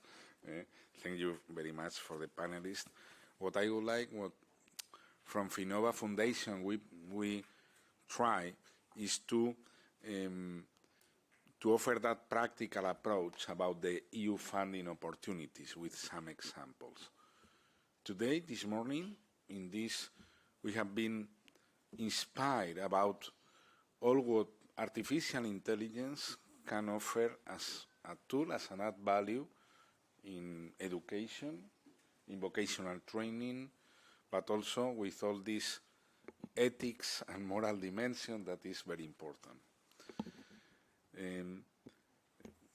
I'm very happy because I started in '93 here in the Economic and Social Committee as a trainee. At that time, internet didn't exist. And well, if it exists, we didn't know that. No DeepL, no translation, not WhatsApp. But translators were. Yeah. Translators, physical translators. Okay, now we are living in a completely different world. But summarizing, we have prepared, we are, as a foundation, we are based here in Brussels. We have also offices in Spain, in Sevilla, Madrid, Valencia, and also from 1 year ago, we have 2 antennas in Chile and Latin America. There are also opportunities to work under the umbrella of the European Union with Latin America. I'm talking of triangle cooperation and other EU funding. Because at the end of the day, we are in a global world. Okay, just to mention, Digital Europe, we have after an expert, Mr. Maximiliano Dragoni, that you can, and also I think that here in the round table, the representative of the European Commission can offer more information, but just explaining Digital Europe exists. Not 5 years ago, not 10 years ago, and just to mention the amount of budget. If I'm not wrong, 7.9 billion euros. A lot of money for digitalization. Of course, in the field of future skills, machine learning, all what is artificial intelligence, etc. But Erasmus is what has allowed us to be here with the LivAi project. And what is quite interesting is to understand that in the first quarter of 2025, there will be a new call. We are extremely interested in partnership for cooperation. And also what is quite interesting is that there are this project bet, this call bet with Latin America or with Africa up to 400,000 euros, but as you can see, we can arrive up to 1 million euros lump sum. This is the bet program. It's quite interesting, and it's relative new call. I think there has been two calls up to now, but it allows to us to, because there are alliances with universities, with technological institutes there. And that's it. You have my mail. And also, allow me to finish explaining that there are other tools that are not for artificial intelligence, are not for education, for training, but that we can include there. I'm talking of Interreg. I'm talking in artificial intelligence of LIFE program. And you say, okay, LIFE is from the DG environment for climate change, for circular economy. We have there info about Life Eco-Digestion 2.0. It's a project, it's the last example. It's a project around 970,000 euros that is for a pilot demonstration project. It works perfectly to show us how to see the depuration water treatment plant in another way. The objective, how to be more efficient in energy efficiency, in circular economy, and you can say, in all over Europe, some figures, 18,000 depuration water treatment plants that consumes 3% of the total energy. Well, thanks to artificial intelligence and digital tools, as a digital twin, in that depuration water treatment plant that is in Benajever Quart, in the province of Valencia, they are learning how to improve, how to use better an use infrastructure, the digester. To do what? To bring a sludge with the human sludge that are there. There are months that is 70% of capacity, one day 40%. We can bring organic waste from the pig slurry, from farms, from supermarket, from the municipality. Objective, to reduce the waste goes to the landfill, to produce energy efficiency and biofertilizers. Okay. At the end of the day, we are talking of an artificial intelligence project with digital twin. And what's the link with vocational training? 18,000 depuration water treatment plants means at least 18,000 directors of depuration water treatment plant in Europe, but imagine in all over the world. How to manage, how to install that kind of digital twin and how to manage that. There are tremendous learning opportunities, and there is a lot of slot for universities, as Jaime Primero, to use artificial intelligence in how to manage better, in this concrete case, the environment, no? The depuration water treatment plant. Let's go for the networking coffee. 30 minutes. I wait you here. You can proceed to do questions to the panelists and to do new projects and new consortia. Thank you. So let's meet 11:45. Thank you.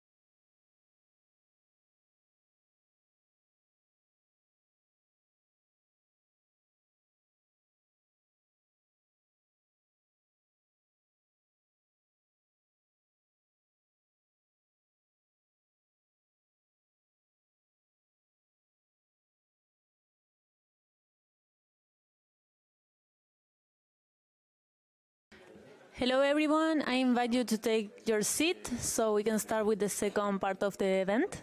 Thank you.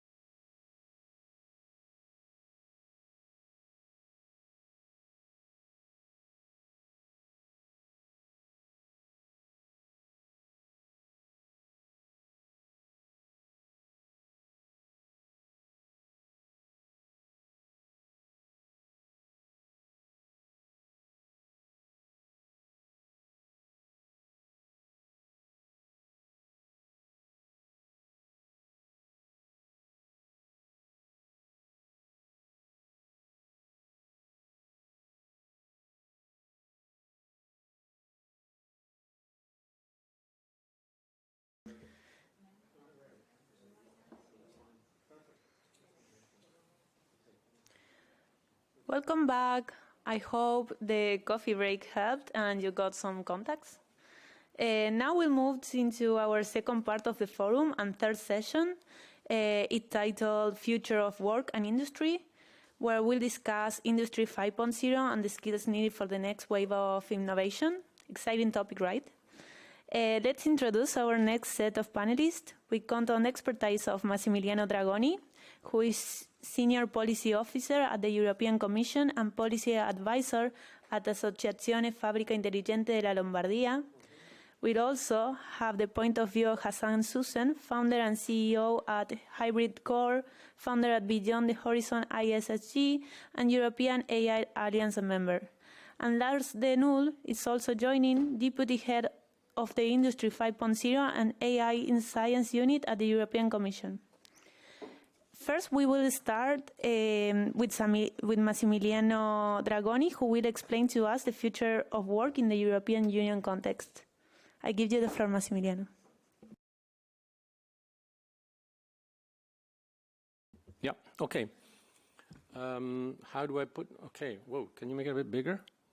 It's hard to read. Okay. All right. It's kind of, can you change it? I mean, I don't mind being projected, but I mean, maybe you could make it bigger so that. No, but I mean also for people to read. Okay, that's what I mean. Okay, great. Basically, what I'll do a brief presentation of what actually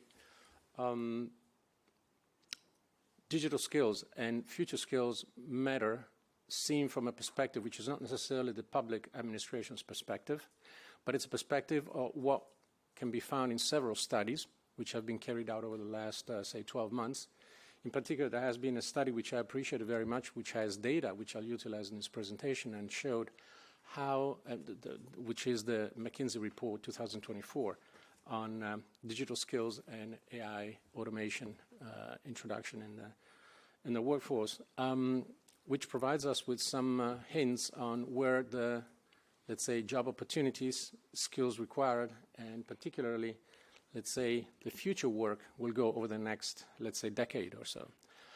As you all know, the European Commission launched the Digital Decade in 2020-21, which means, this decade should be the decade where we bring about digitization across Europe. But I'll put the accent so that there is an overall context in which digitization is taking place, and AI is only part of it. But in this case, in this particular presentation, I'll put my accent not so much on, let's say, our policy, which is very important. I'll mention a policy we have for the protection of workers at the end, but I'll put the accent on what we mean by competitiveness and productivity. In other words, and now I'll start going with my presentation, when we talk about global economy, especially in a globalized world, it'll take about 10 to 12 minutes, my presentation. Productivity, and I'll just give a little bit of background right now, is crucial for remaining competitive. In other words, what we need to bear in mind is that a company becomes more productive when it produces more or better quality goods or services for the same amount of resources, which means that they may need, given that they have a growth, which we assume that competitive companies do have, hire more workers to meet an increased demand for their products or services. Therefore, an increased productivity in one sector can also stimulate job growth in related industry, boosting innovation, leading to the creation of new jobs and roles, and particularly in the area of research and development, engineering, information technology. Obviously, if we're in a digital society, we cannot expect we can expect these areas to kind of take the lead into the future occupational outset. So let's bear in mind that increased productivity does address labor market challenges, but enables employers also to produce, driving economic growth and creating better paying jobs with opportunities to build on human capital. However, I have remarked, you can simply take any study. It was mentioned also earlier by my colleague from DG EAC and other speakers, that Europe has experienced a long-term productivity slowdown since the 1960s. And we are lagging behind the United States, be it for lack of digital knowledge or education, or simply for other reasons that we may tackle later on. Whoops, going the other way. So what is the current situation? Let's place ourselves in the context of where we are. Let's not forget we had some financial crisis in 2010. Then we had COVID-19 in particular. And thanks to COVID-19, then we had also a couple of wars going around the world, which actually affected us in a direct or indirect way. But what we should bear in mind is that the impact of COVID-19 has been quite fundamental for the digital evolution of work.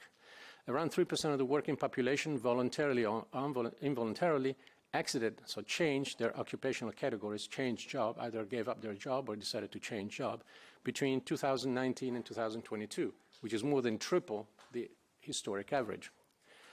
Trends boosted by the pandemic are likely to endure, and this is meaning an increase in e-commerce and the switch to more remote work, which is an opportunity for productivity growth and transition from a decline in occupation to rising ones.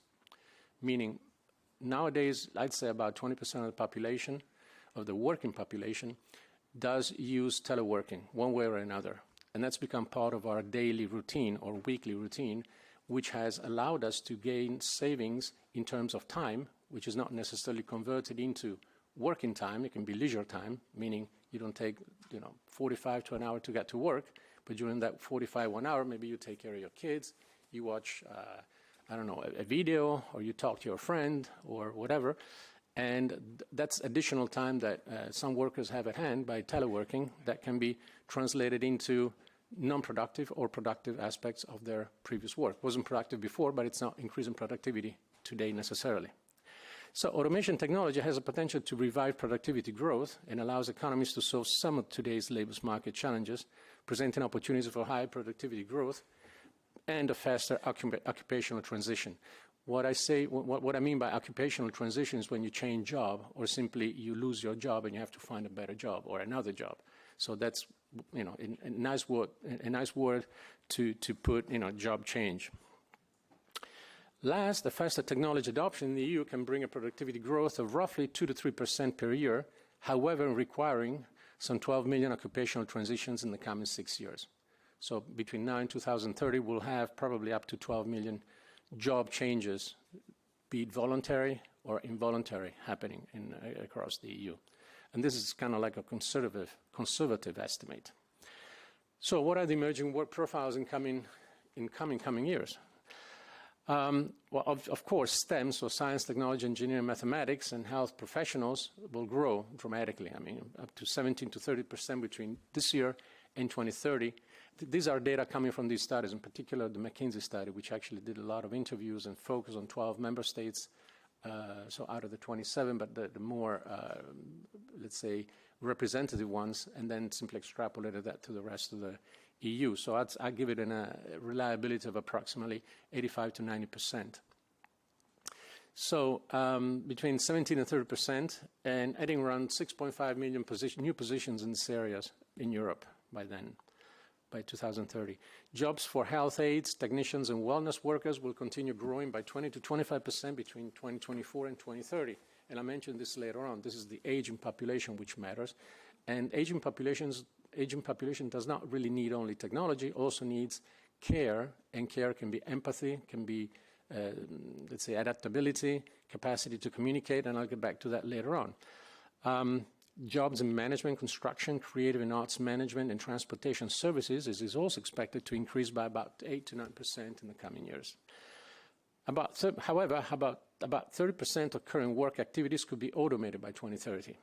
And they'll be even more accelerated by, you know, Gen AI deployment, you know, generative AI deployment, which actually can, and I'll mention that later on, enter what we may call skilled areas of work. Thank God we have a lot of public administrations in Europe, and the public administration PA employment, especially in administrative activities, will not be so strongly impacted for regulatory and some political reasons, policy reasons, and this may reduce the impact of the expected disruption.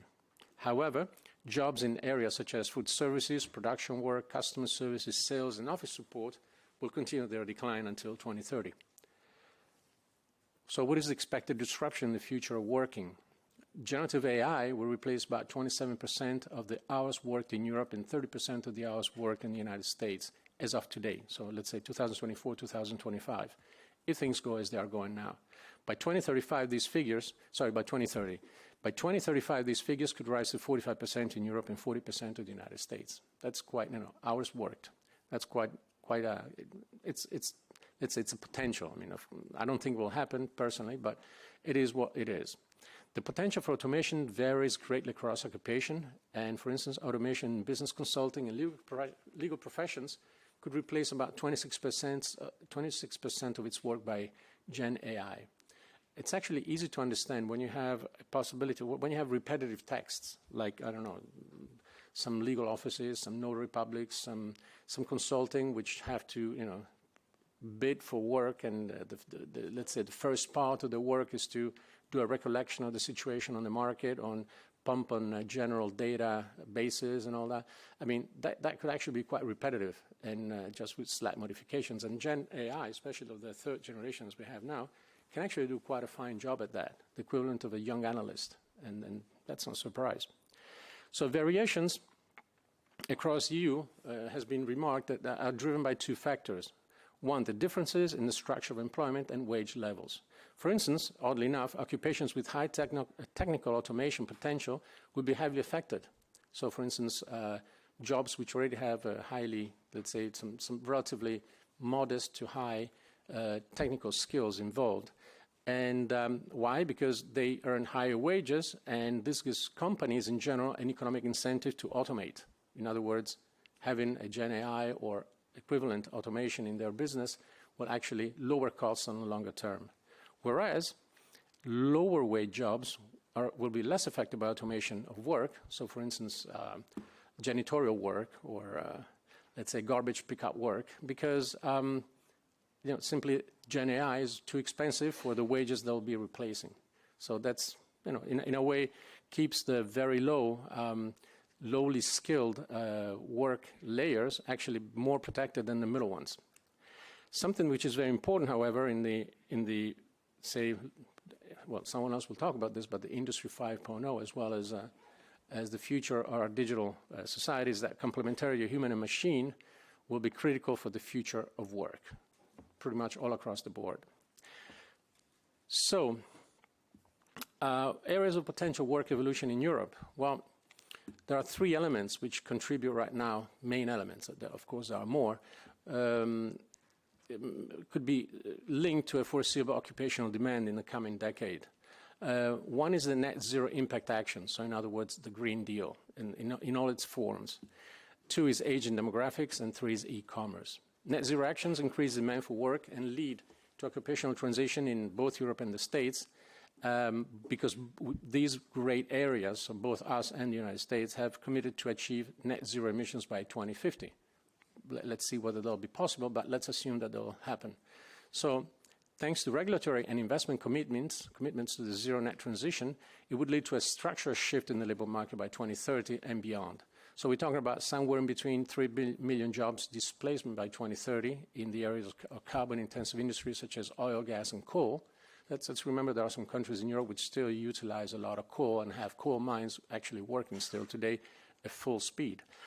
But this will be offset by the potential 4.5 million to 5 million jobs in renewable power generation, storage, construction, and electric vehicles. Obviously, we'll have to see how the electric vehicles will go with the new Commission and the Parliament. But normally, it's something which has already started and probably will move on in that direction. So further, new employment in solar and wind power involving manufacturing and installing new infrastructure will generate jobs. I mean, it's something which will need relatively low-skilled people to set these things up, so it's part of the construction business. But for instance, in the construction, which obviously will need human element in it, the retrofitting of buildings could add a gross, let's say, about 1 million jobs in the building sector. So retrofitting means generating buildings which are more eco-friendly, consume less energy, retain heat, are made with material which is, healthier and more sustainable. So aging demographics is a second area of potential growth, and of course, if we consider that data is quite scary. These are demands for jobs in the healthcare-related services that would increase in the next decade. Considering that the elder population over 65 doubled between 1980, let's say in Europe, we're about 48 million people, and 2022, where they simply doubled. Now there are 94 million elderly in Europe. And by 2030, we'll have just slightly over 100 million people, around 65 plus. Those are the famous boomers, so to speak, and even some earlier generations. We're talking about 18% of the population, 80% of the population which have a relatively high per capita income to spend on healthcare, and will probably generate an expectation in growth in that sector of an average rate of approximately 6.5% till 2030, and we'll see beyond what will happen. And that's definitely an area where there'll be increase in job demands.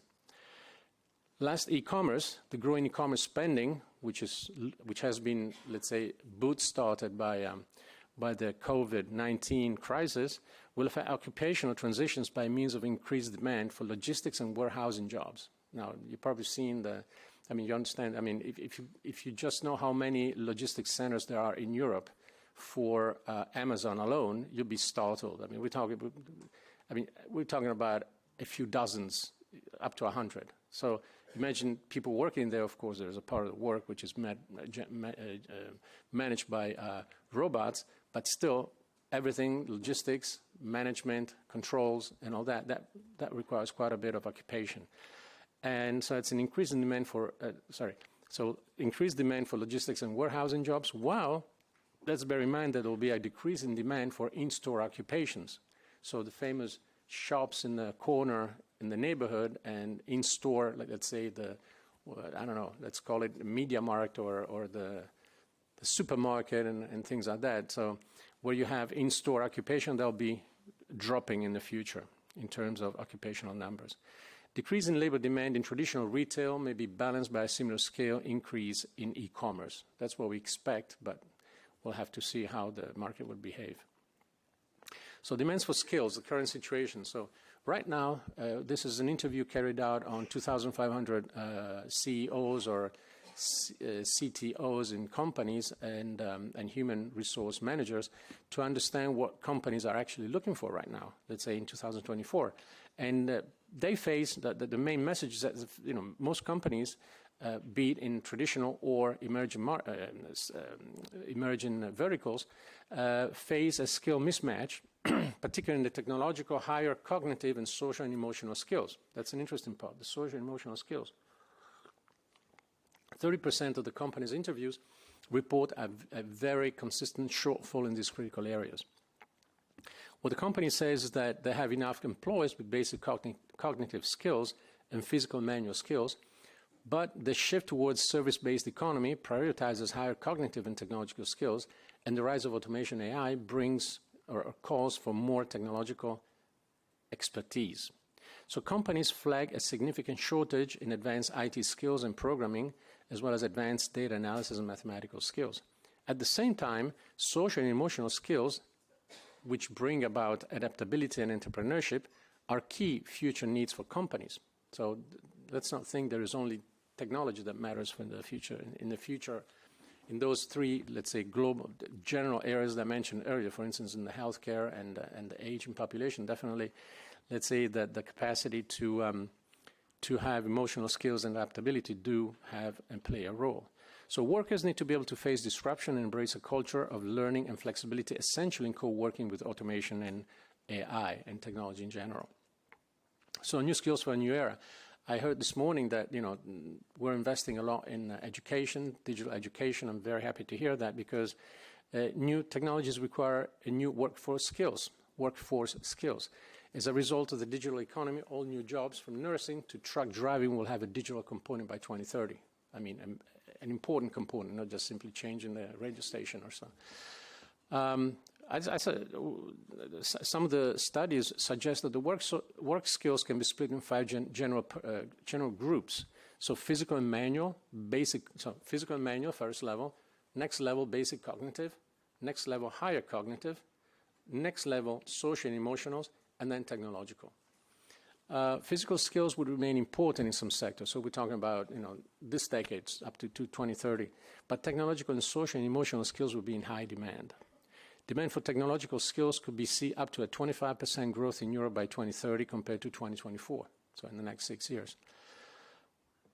Also demand for social and emotional skills, so the capability to manage elderly or capability to manage conflicts, capability to manage situations, negotiations, and other things where there is a need to have some sort of Fingerspitz, that's a German word to say, Fingerspitzgefühl, so the feeling on the tip of your fingers, will be in demand and are expected to rise by about 11% in the same period, so between now and 2030.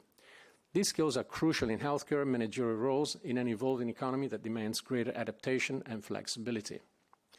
Demand for work in basic cognitive skills is however, expected to decline by around 14% by 2030. Basic cognitive skills is being able, primarily clerical work, so to speak.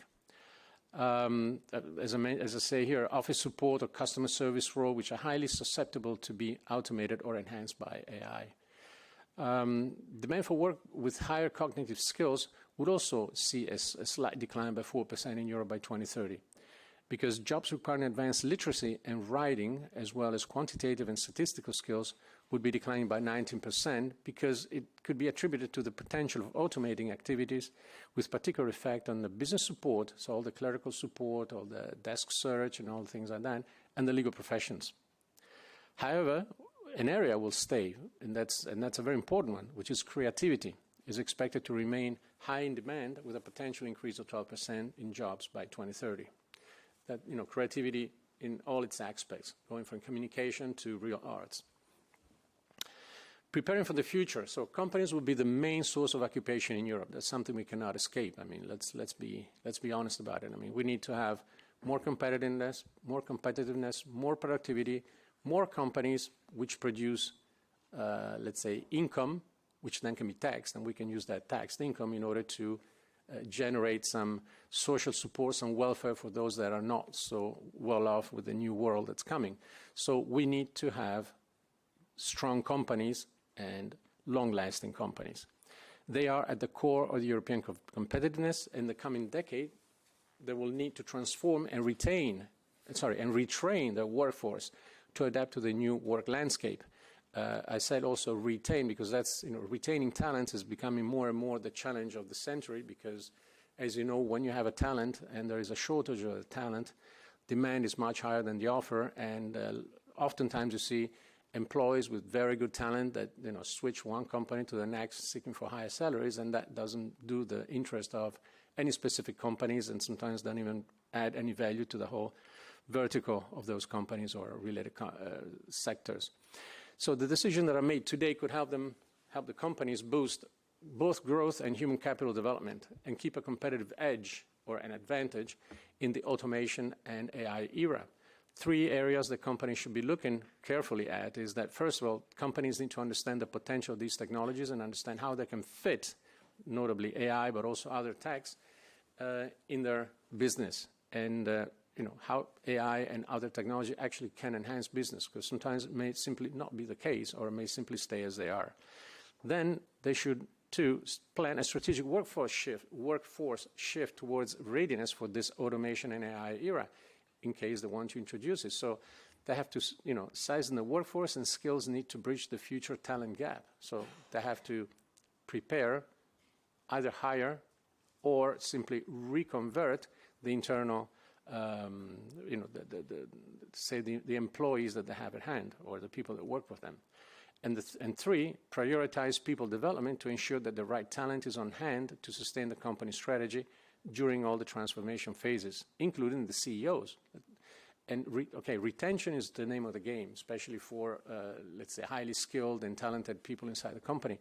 But another, let's say, second name of the game is that CEOs, so people that do make decisions and are the ones bringing about change in the companies, should be made aware and somehow trained to understand what technology, AI, and whatever else is brought about, like from blockchain to IoT, can actually be and serve for their business in the positive or even negative sense, because, they should be aware and not simply jump into things because some consultant comes and tells them, this is good for you.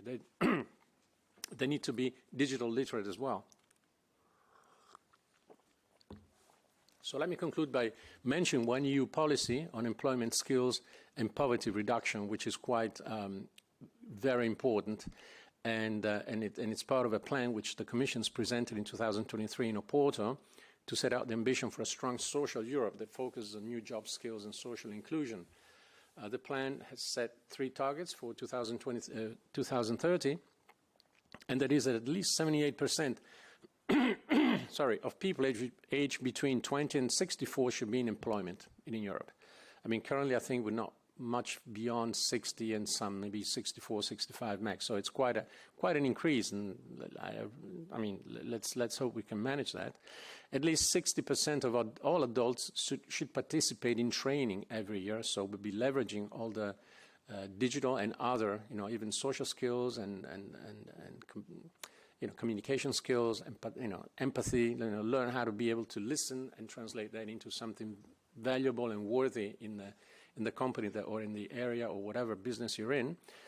And then the number of people at risk of poverty, and this is more of a social objective, should be reduced by at least 50 million people, including at least 5 million children, by 2030 compared to 2019. All this to support to reverse the impoverishment of the European population. These objectives are supported primarily by the Social Fund Plus, and currently the budget for supporting this is about 142.7 billion euros for the 21-27 framework program, multi-annual framework program. So that's a good news. And that's the end of my presentation. Thank you very much.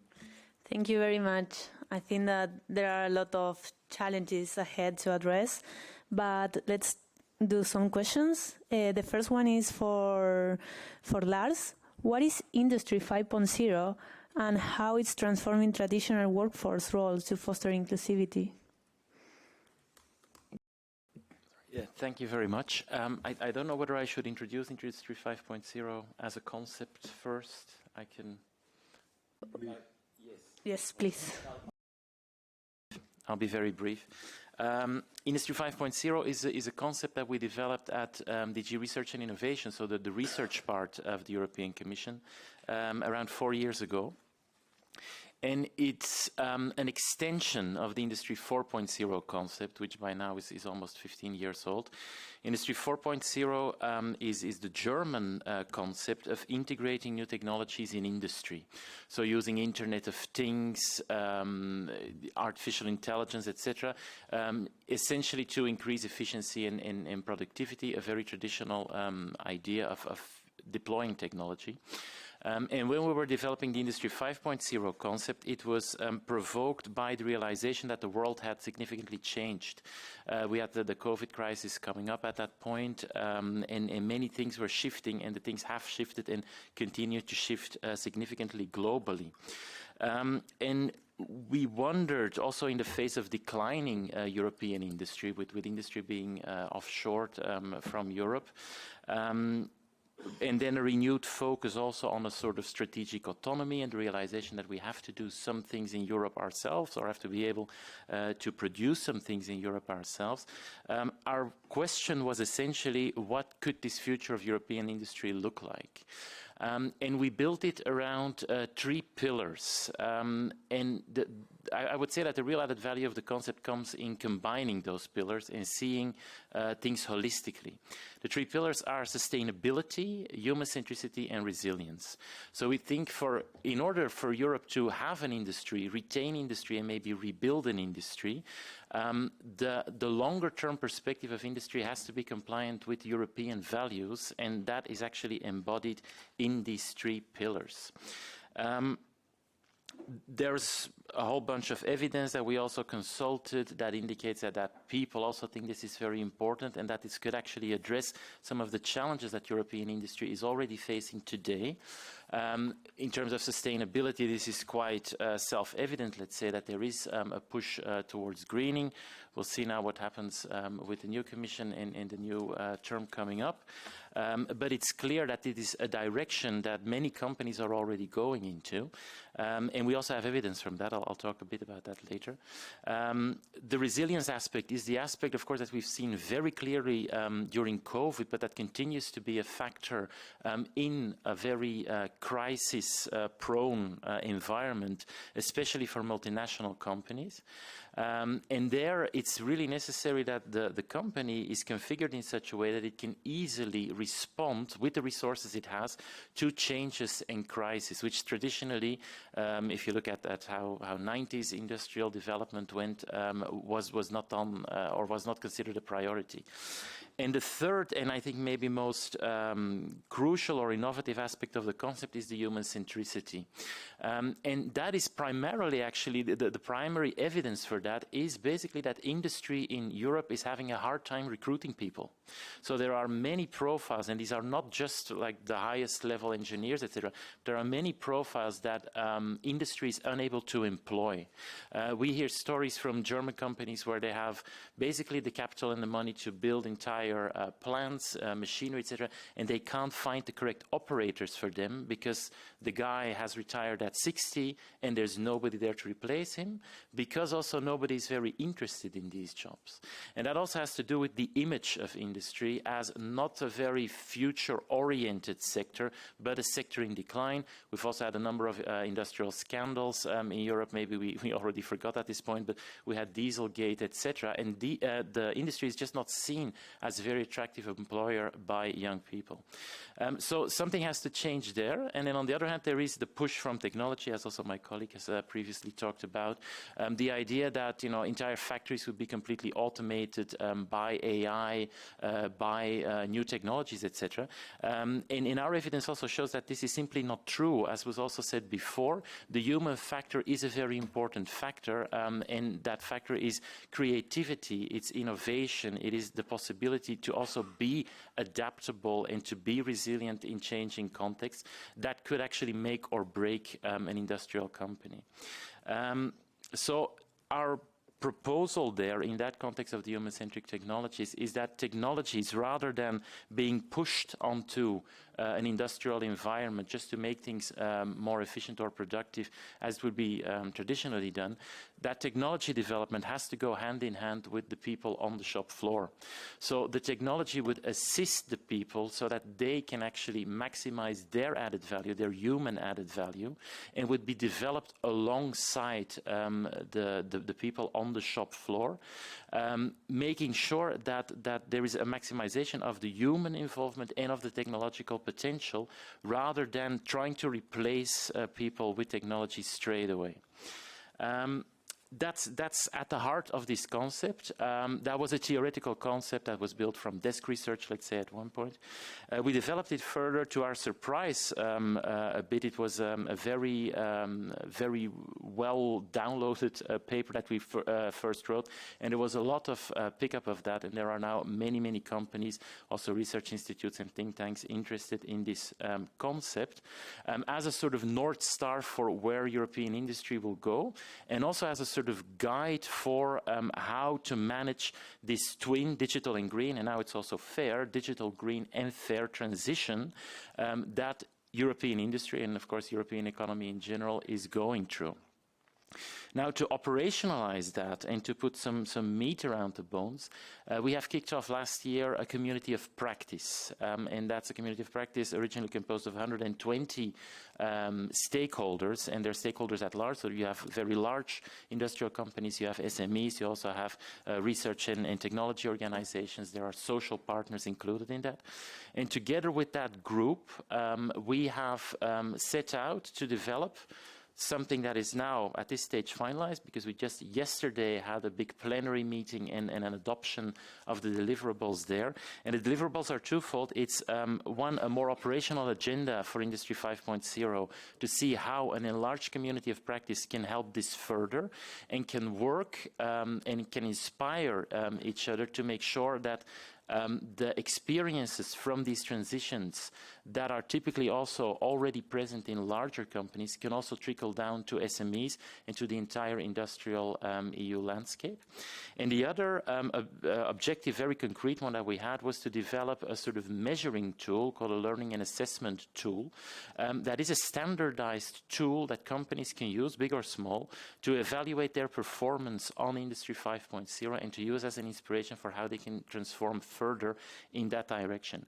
And that tool has been developed. It's at the moment being tested with all community of practice members and now also beyond. And we're getting very positive results from that.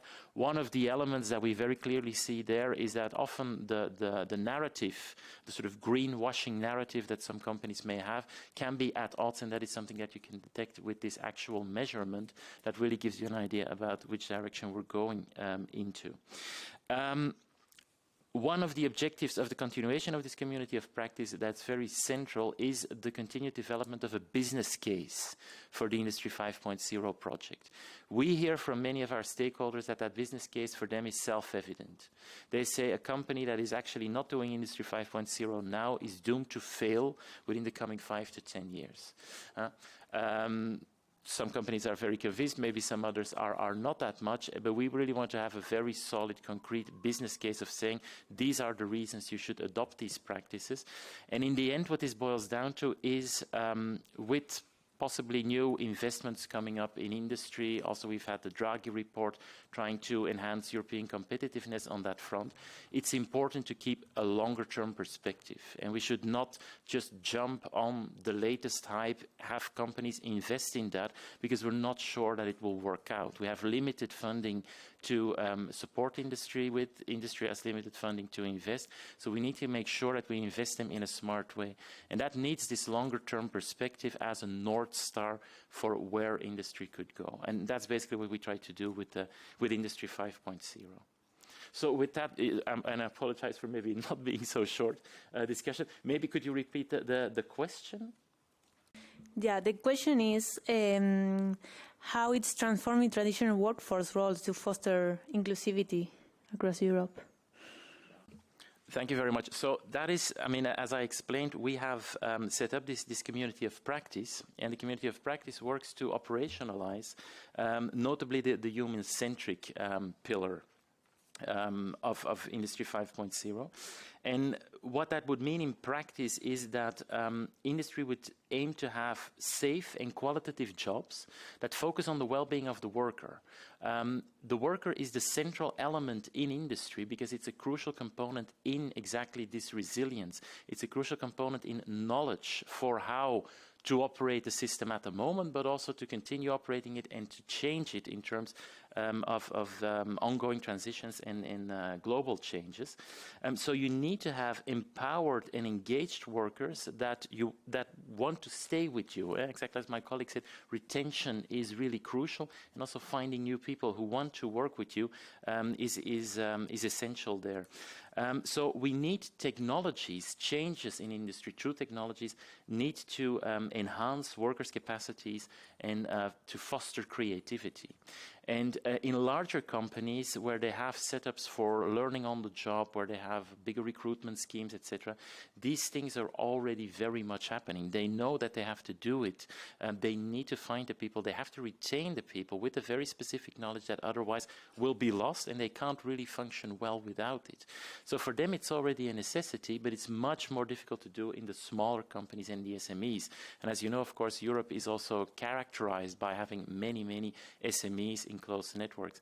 So our aim now at the moment is to try and focus on how can we get those elements and that idea of empowering workers through technology, doing technology development with the workers, retaining workers and attracting new ones. How can we have that trickle down to the SMEs? Thank you very much. Now I would like to hear from a company or business perspective. How are companies preparing to transform traditional workforce roles to foster inclusivity? Hassan, maybe? So, thank you very much. So, we are a deep tech company, so I'm familiar with working with the crazy people, so this environment is too serious for me. So I'm scared to say something, but I will try to my best. Thank you for introducing what is the Industry 5.0, because we need to see the same picture. And then, of course, we did a lot to solve our problems, experience yesterday, but we need to also, face the challenging, emerging threats, emerging landscape of technology and landscape. And then, while on the one hand, while filling the gaps, I mean the European AI gaps, European quantum gaps, then we also prepare our workforce starting from the elementary school or kindergarten, from our perspective. So in this context, we also develop some proposals and projects to launch, for instance, AI for kids. So AI for kids, in these projects, the kids, use some tools, robots, and they are learning some very basic coding, but the main idea is develop the kids' cognitive skills, problem solving, and also we force the kids that these problems should be have a social impact. For instance, kids train the robots. The robots has some computer vision capabilities, and then train these robots to provide some medication, simple medication task to elderly people in the elder house. So with this way, the kids interact with an advanced tool and train these tools of course, we had default algorithms, but the kids, they develop a logic, a simple logic, with the help of the teachers and also our own experts. Then after train these tools or systems, launch or send these robots or use these robots in a social responsibility projects, let's say. With this way, kids not only engage or interact with the machines, but also the humans. So as you mentioned, that the human-centric technologies, we try to force human-centric technologies, with starting from kindergarten or elementary schools. But of course, we face a lot of challenges to launch such projects. Let me follow this item, I mean the human-machine collaboration. In Industry 5.0, so we should move forward beyond the level of digital literacy in the workforce. When we prepare the future manpower, future workforce, we are looking at additional skills for communicating with the machines, of course, but using some robots or cobots for collaborative robots. So, for instance, in a project, we develop a highly sophisticated human-machine interaction simulations. So Elon Musk is trying to put a chip in the human brain, but we try to do the vice versa. We try to put the humans in the machine environment, in a simulation environment, even the runtime. So the simulation has a highly sophisticated engine run by the AI. But in this case, we, for instance, at a company level, whole of company, whole of government level, so based on scenarios, the AI run these scenarios. In these scenarios, there are lots of intelligently interacting multi-agents. But we also integrate the metaverse, AI and VR modules to open a gateway to provide advanced human-machine interactions. So with this way, some agents can run by the humans, the others can run by the AI. So with this way, so AI versus human or AI-human collaboration can be a reality in the simulation environment. So in an accident, in an energy facility, imagine that like a scenario. So with this way, you can train your people from the field staff to the sea level. Even in a real-time case, if you have a real-time streaming data, so you can take some precautions in advance and then see your results of your decision, and then you can refactoring your decision, relaunch the scenarios and run the simulation, enabling the human-machine interaction. So the future is like that. So even non-technical stuff.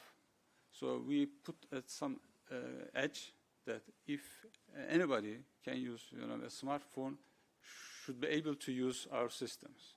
So this is our the critical edge to define the requirements for fostering human-machine interactions.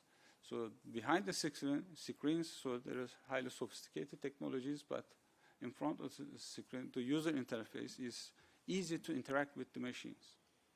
So we should not limit ourselves when we talk about human-machine collaboration, human and machines, and then we are doing some jobs together.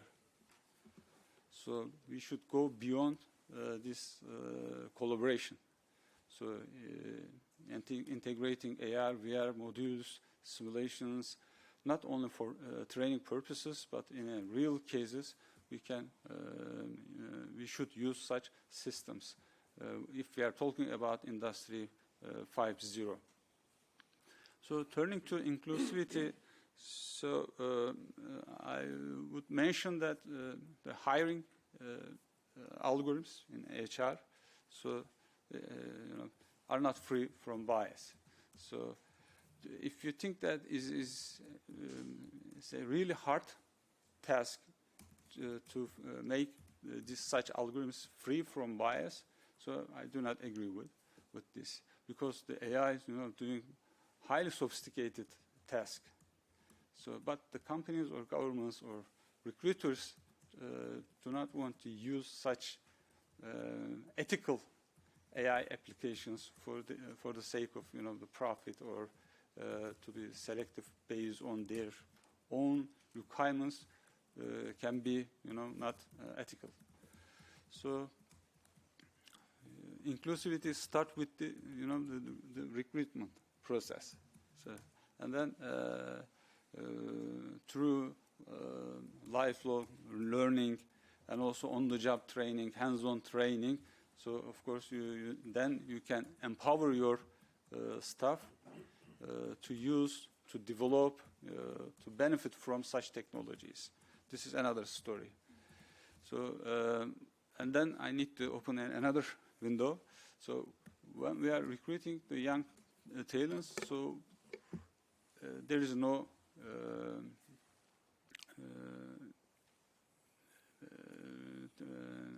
so let me explain another way. Otherwise, I not want to target the young generation.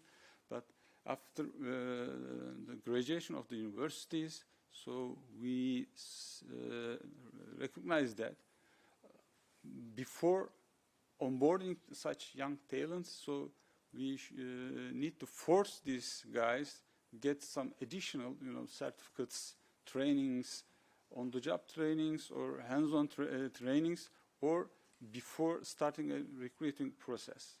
So we say that these are our requirements. Please follow or meet these requirements, and then we can start discussing the recruitment process. So this is another. Yeah, we are talking a little bit later about the future skills needed for the future work. But first, I would like to know from a policymaker perspective, how can partnerships among industry, governments, and educational institutions build a resilient workforce? So maybe Lars, do you want to? Yes. I mean, I already talked about it, but I think our community of practice is a nice example of that, where, in this case, at the European level, we want to gather stakeholders, bring people together, so that there can be a mutual learning, that there can be spontaneous collaboration and coordination. And of course that extends down to the other levels of government and administration as well. And I think there particularly the regions have a very important role to play.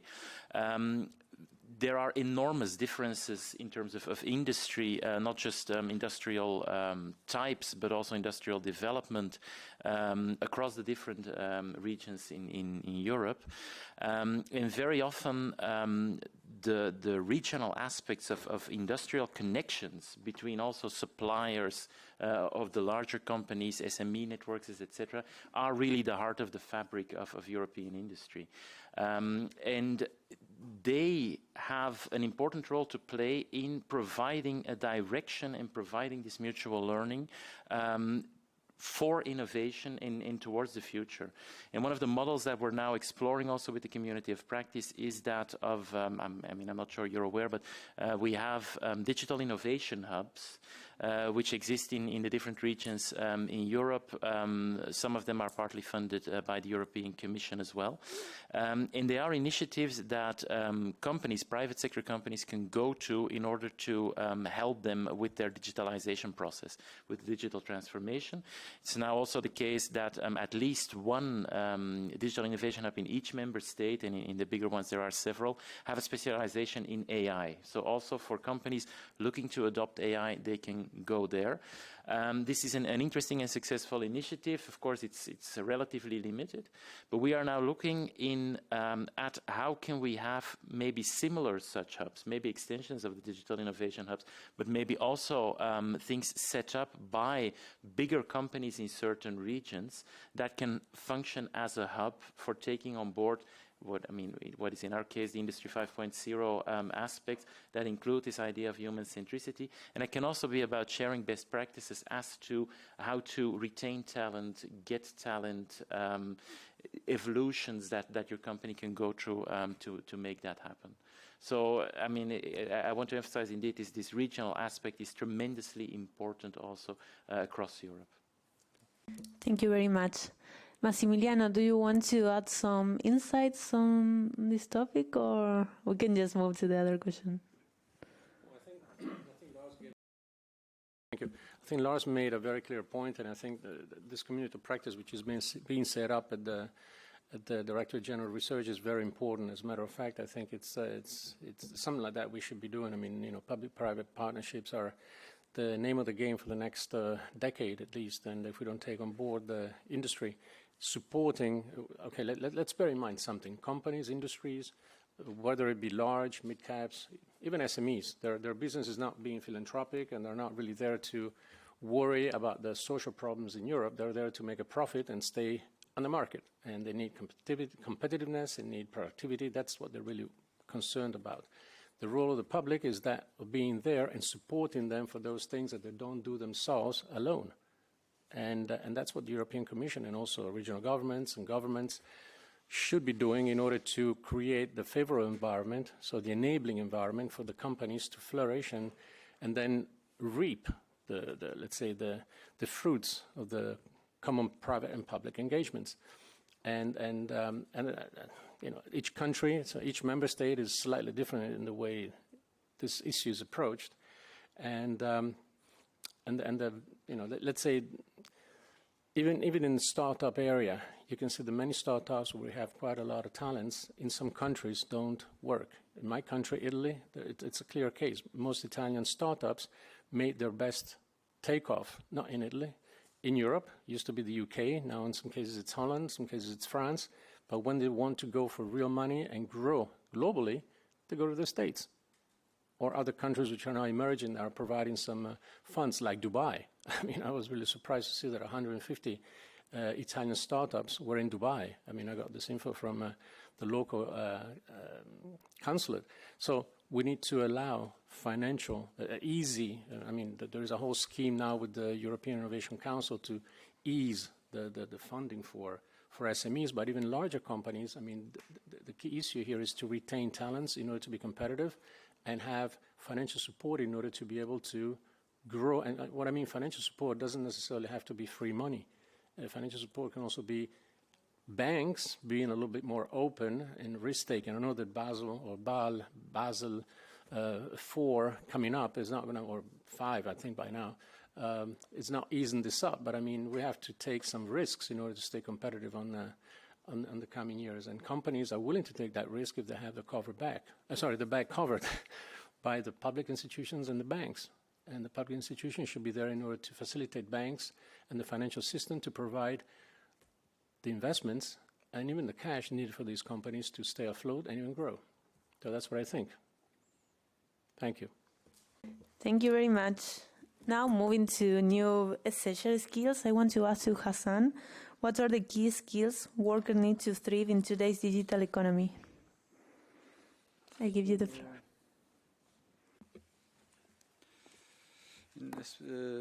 We should limit ourselves to digital economy or just okay. So we talk about too much about AI and automation. So I think everyone are familiar with such words or applications. So at individual level, so we are using lots of AI-powered applications or AI-generated tools, systems, application, etc. But I try to focus on the 5.0.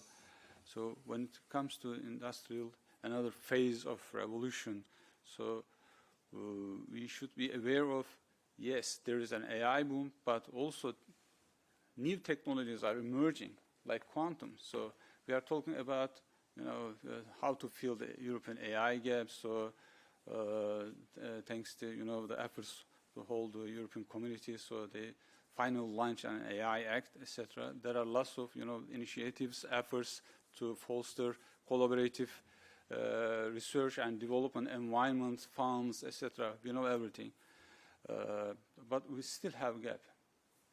So we should digest some facts, so not just talk in our mouths, and digest and then find concrete steps. And we are talking about, of course, regulations, ethics, or standardization, but speed, agility, adaptability is also very important. Let me give you an example. I don't want to, break your focus, but for instance,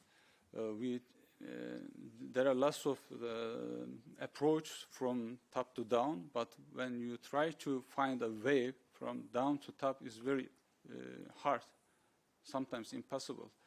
For instance, we define a concept, so using such deep technologies, and couldn't find any way or easy way or faster way in Europe. Even we get some letters, extremely ambitious. How can you decide that this concept extremely ambitious? Then we engage with the US authorities. We start with an email. Next day, we got a response. Please fill out these 2 pages. If you satisfy with these pages, we will ask, fill out additional 8 pages. And less than 1 month, we finalize everything and start the project. The only requirement is working with the US entity. So we have connection with the US universities. So we engage with the aeronautical universities, developing simulation system for NASA. Then we are good to go. So we can do the similar approach in Europe. So we should, think about such how we accelerate a real innovation, how we foster this collaborative environment, and then we can turn to required skills. So we are talking about, sophisticated technologies, AI, big data, metaverse, IoT, quantum technologies. Imagine that marriage of AI and quantum technologies. So today, in the first section, we talk about data protection, privacy techniques. All will be garbage if we face a marriage of quantum technology and AI.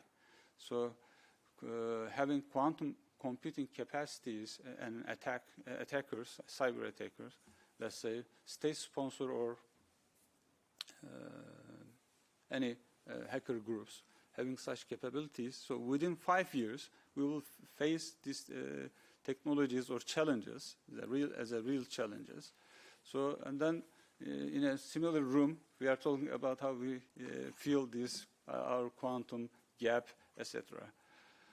So today we should invest required skill sets to, as I said, starting from the kindergarten to the postdoc level, and then we should pump up such skills and working with the industry partners to define the such requirements exactly, and then integrate with the curricula.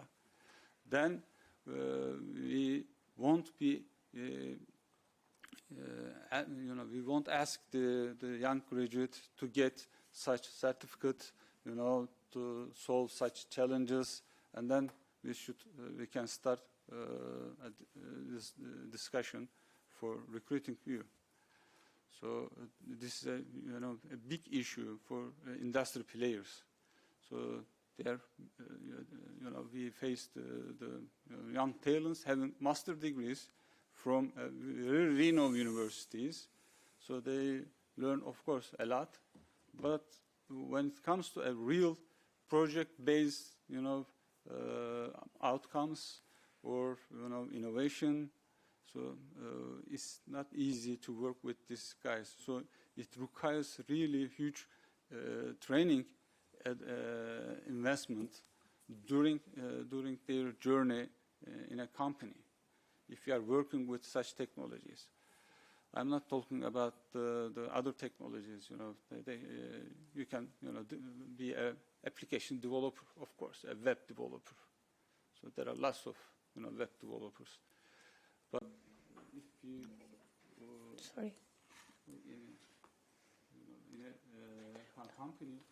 in a company we want to work in a quantum technologies, in quantum sensing, quantum cryptologies. So they learn almost nothing at the university level. At least we need to see that at fundamentals to, and then we can start work with these guys, and then through lifelong learning, we have learning management systems. At company, we have learning management systems. So we provide blending trainings. They are taking some courses to align with the seniors. Otherwise, it's a huge challenge. So. Thank you very much. Yeah, we are kind of running out of time, but Joanna, I know that you are not from this panel, but maybe do you have some insight or comment that you want to share with us about this topic, maybe in the NATO experience?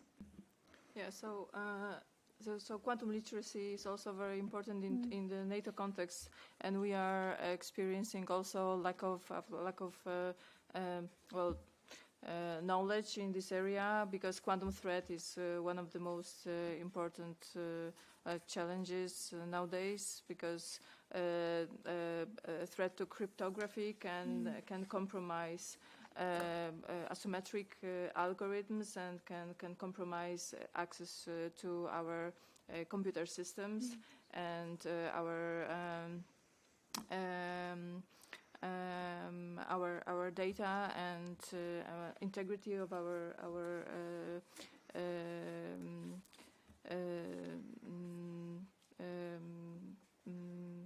hashing algorithms and digital signatures. So this is very important nowadays, and we are transitioning to post-quantum cryptography and also experimenting with our also other ways of delivering security, like quantum key distribution and other solutions.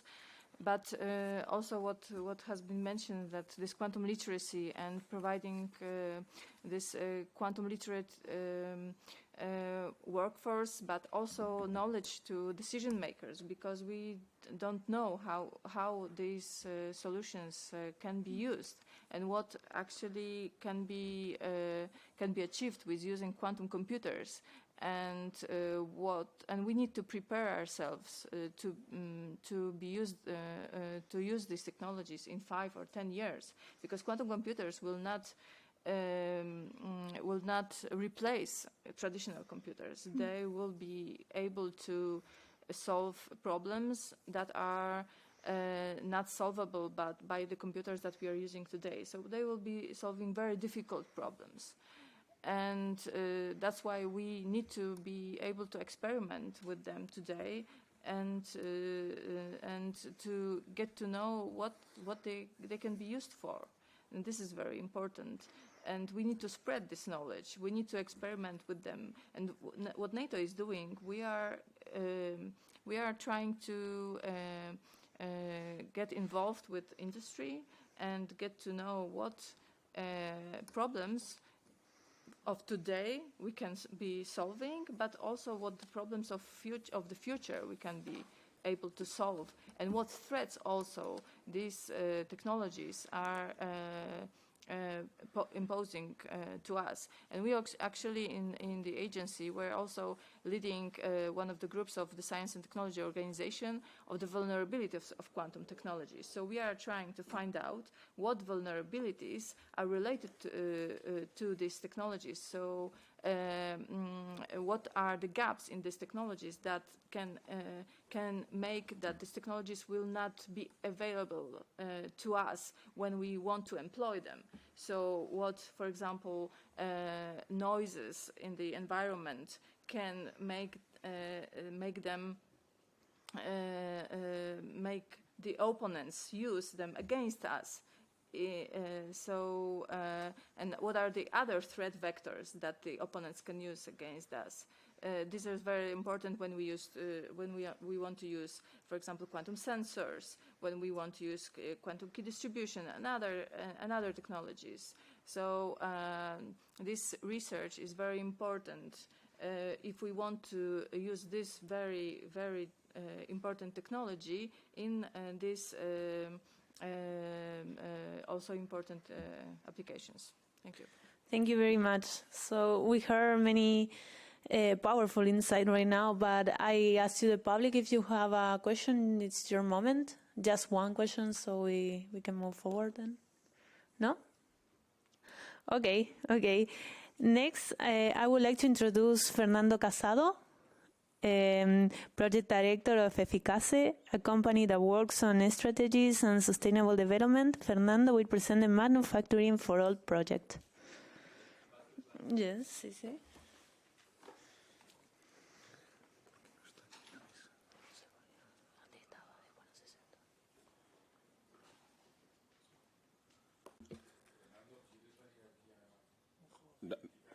Sí, como digáis.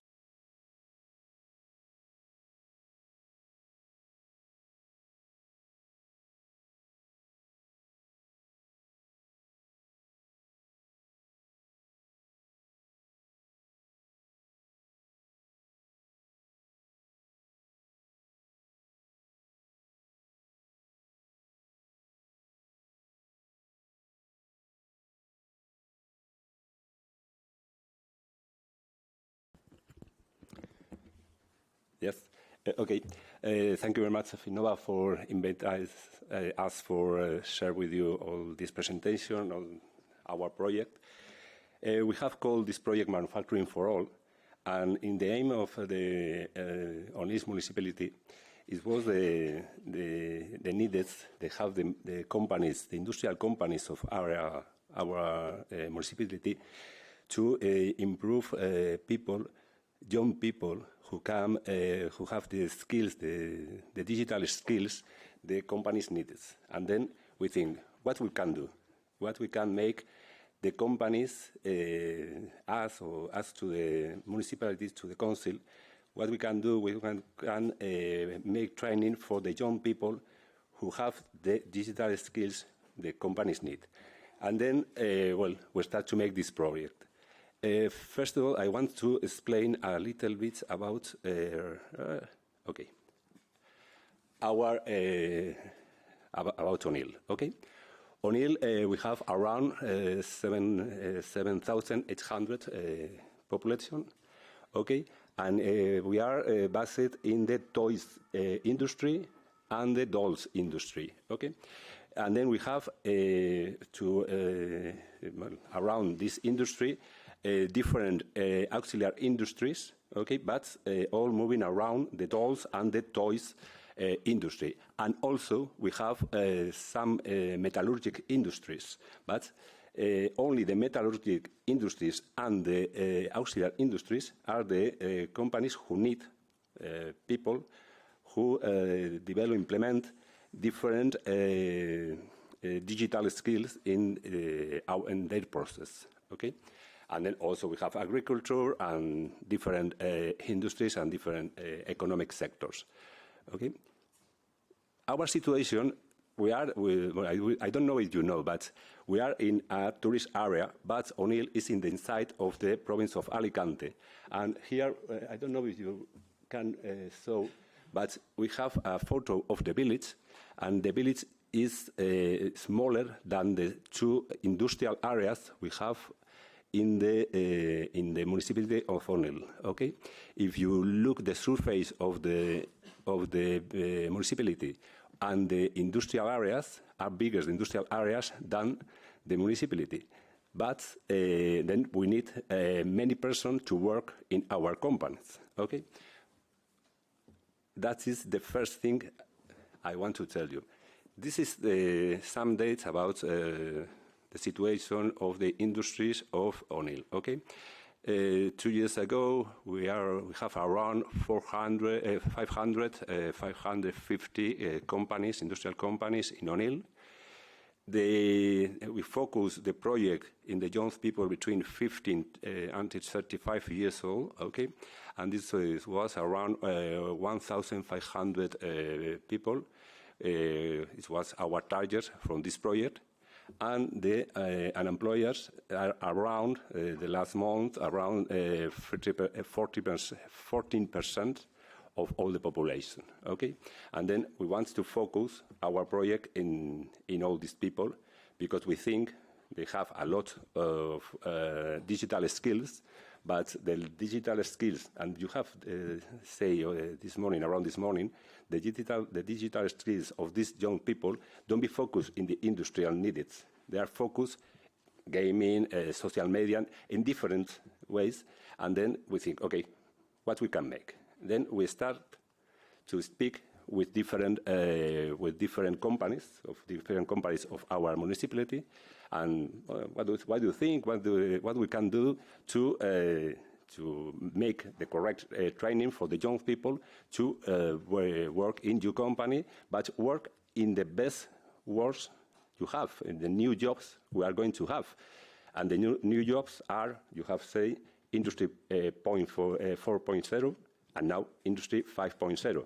But we must to make some structure to training these people, these young people, in the needs of the company, not in other needs. Okay, and then we speak with the companies. We have speak with different entities, the high schools, the university, the offices of the employment, and with the young people, because if our target is the young people, we must to speak with the young people and tell us, we are thinking about it. What do you think? Okay, with all this information, we develop one way with all the information we have bring of all the people of Onil, and okay, this is the information we need.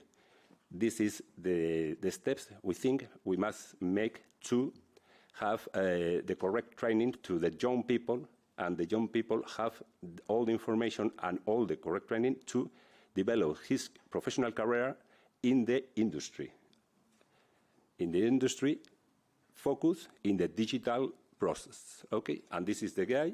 We have finished the guy, I don't remember, around May, but we must to make a next steps, and the last steps is we have meet in Onil 3 days in June, 11, 12, and 3rd of June, and test with the young people all the information we have developed in the guy, okay?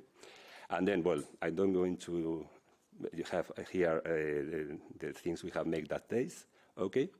And then we have made some workshops only speaking with the young people and saying, okay, we think you need for your professional career focus in the digital industry, in the digital focus in the Industry 4.0, 5.0. We think you need this, but what do you think about this? And then they give all the information they think, looking in the different things they can make. One I think is very important question we make is, what do you think about the best job you can make in the future? And they, well, someone have, no, I want to work only 4 hours. I want to work 10 hours and earn a lot of money. Then, okay, we have all the opinions. And with these opinions, well, we have a lot of information, okay?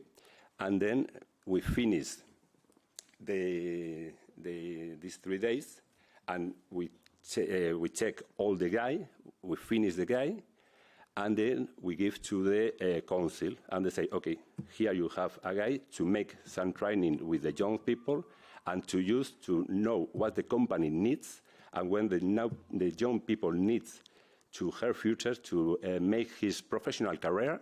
And then with all this information, you must to start to make new training days or training facilities for the young people to work in the O'Neill's company to finish his career professional in O'Neill. And also the companies have, with the people of our population, the solution with technical people who can develop or implement all the industry 4.0 or 5.0 or digital skills in the in O'Neill festival. Okay, this is the conclusions of our project. I think, well, you can read it if you have any question about this. Okay, I think the most important thing is now in O'Neill we have a lot of information about our young people and also a lot of information about our companies. And then with all this information, we can make different projects or different training information for finish or for give for our young people an opportunity in the companies of our municipality. That's more or less is our project. You have all the information in the website of manufacturingforall.eu, and that is all. If you have any question. Today they are shy. Don't waste your time. Thank you very much. Thank you to all the panelists for their contribution. Last but not least, I would like to give the floor to Juan Manuel Revuelta for some final remarks. Yes. Okay. I will be very short.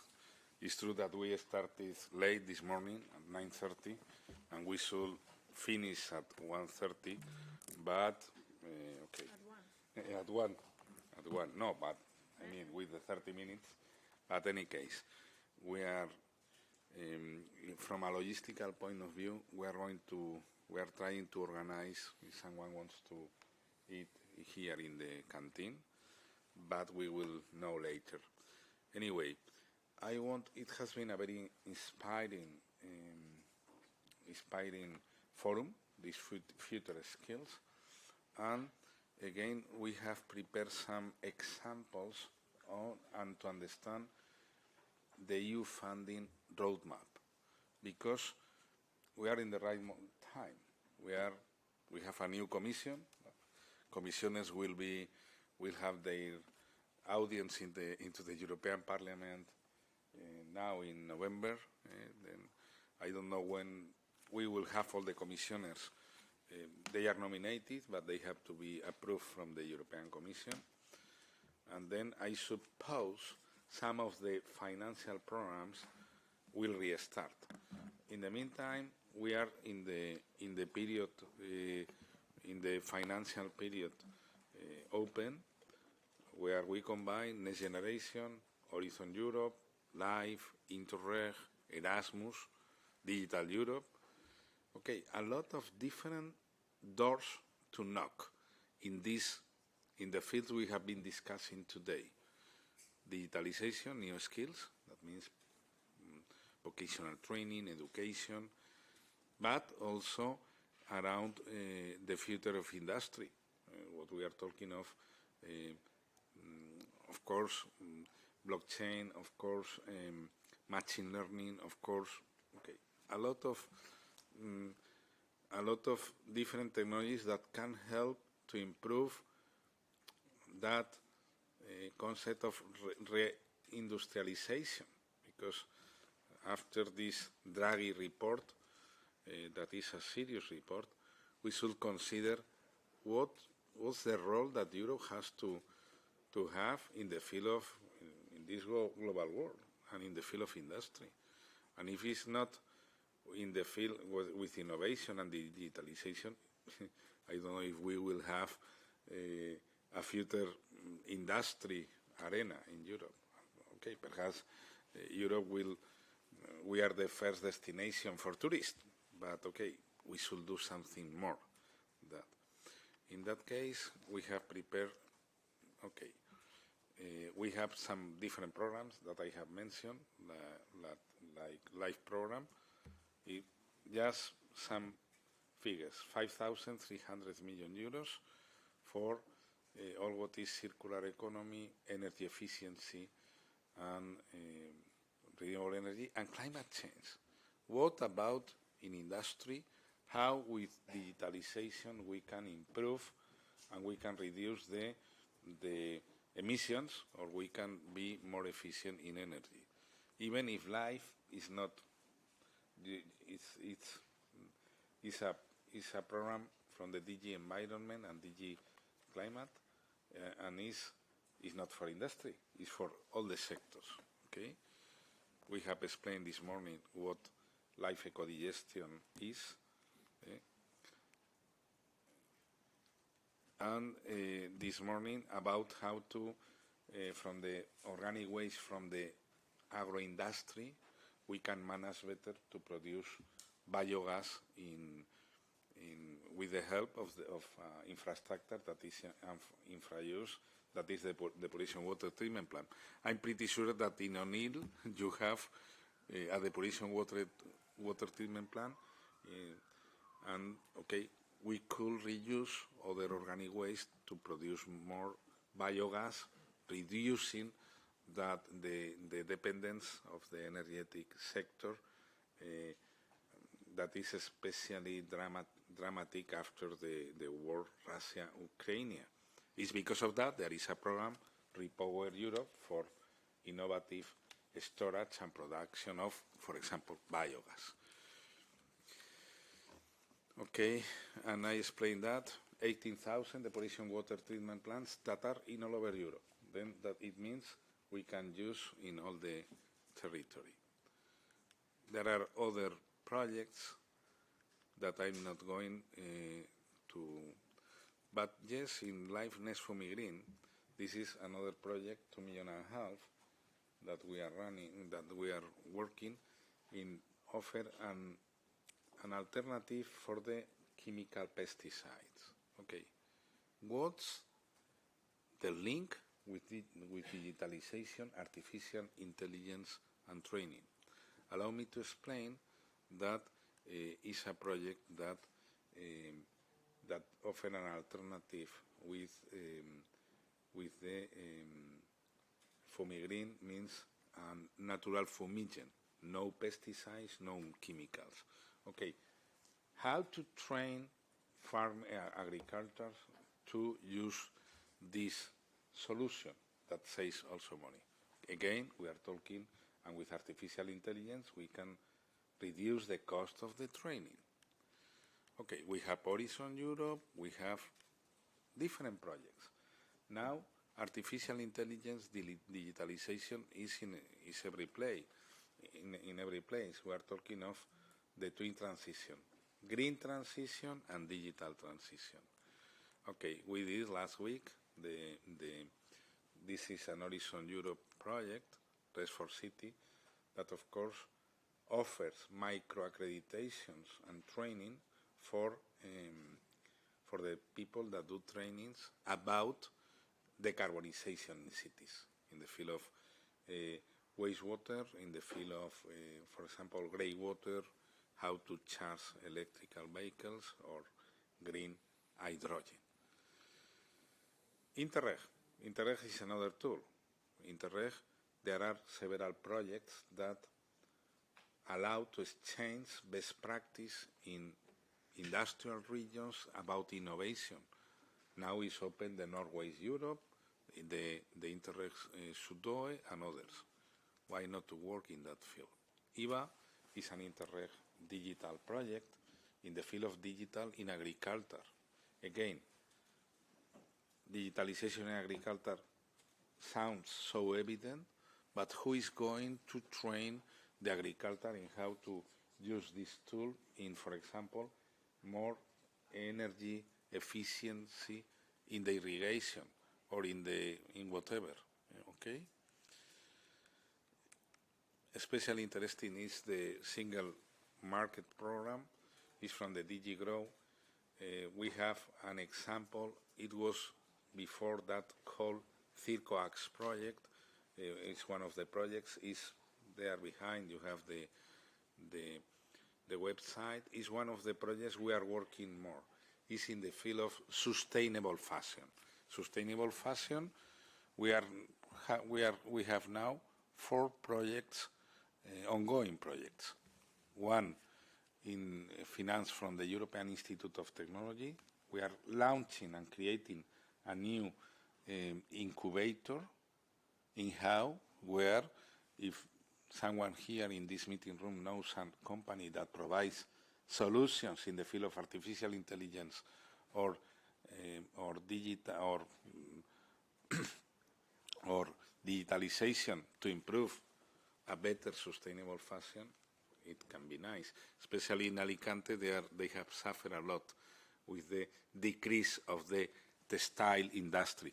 When I say textile, it's not only textile includes from the European Commission perspective also the shoes, all what is around fashion. If you don't know, that's a very big problem for the management of waste of municipalities, and it's the second most pollutant industry in the world. Okay, how digitalization and artificial intelligence can work? We are just starting a project Alinvest Verde, that is called Sustainable Fashion, with the cluster of sustainability moda fashion in Peru, with the Chamber of Commerce of Bogota, and also with Finnova. They will come in the next year. They will come here to Brussels to see how to exchange ideas for the small and medium enterprise companies in the field of fashion. And finally, about single market, futurism. Okay, futurism is a project that is financed from the European Commission, 4 million euros. We are talking of financing in cascade from the DG Grow. We try to identify the best 102 startups and scale-ups that provide digital solutions in tourism, in any tourist activity, or in the field of sustainability, circular economy, water recycling, textile waste recycling, and others. Okay, we will do the launch in this institution, in the Economical and Social Committee, next 6 November. We have opened the pre-call. Then any idea from the startups, spin-offs from the universities are more than welcome. That's other programs. We have Alinvest Verde program. That's about education, how to train the producers of coffee in Peru about circular economy, how to bring the waste to do compost. And that's it. And we would like to thank all of you, especially to the panelists and all the team that has done this possibly. Of course, to the Economic and Social Committee that has been hosting today in this very nice meeting room. From here to the people that are following us from streaming, our best regards, and let's keep in touch in the future. There are in this new commission we have 5 years. From a financial point of view, the program is 2021-2027, but with the rule N+3, we are talking up to 2030. Then we have a clear roadmap, a lot of challenges we have been listening and this morning about ethics, moral, digitalization, automatization, artificial intelligence. We need to work together in different consortia. We have in this meeting room potential consortia. We have our colleagues from Greece here, from Italy, from Norway. Okay, Thank you very much, all of you.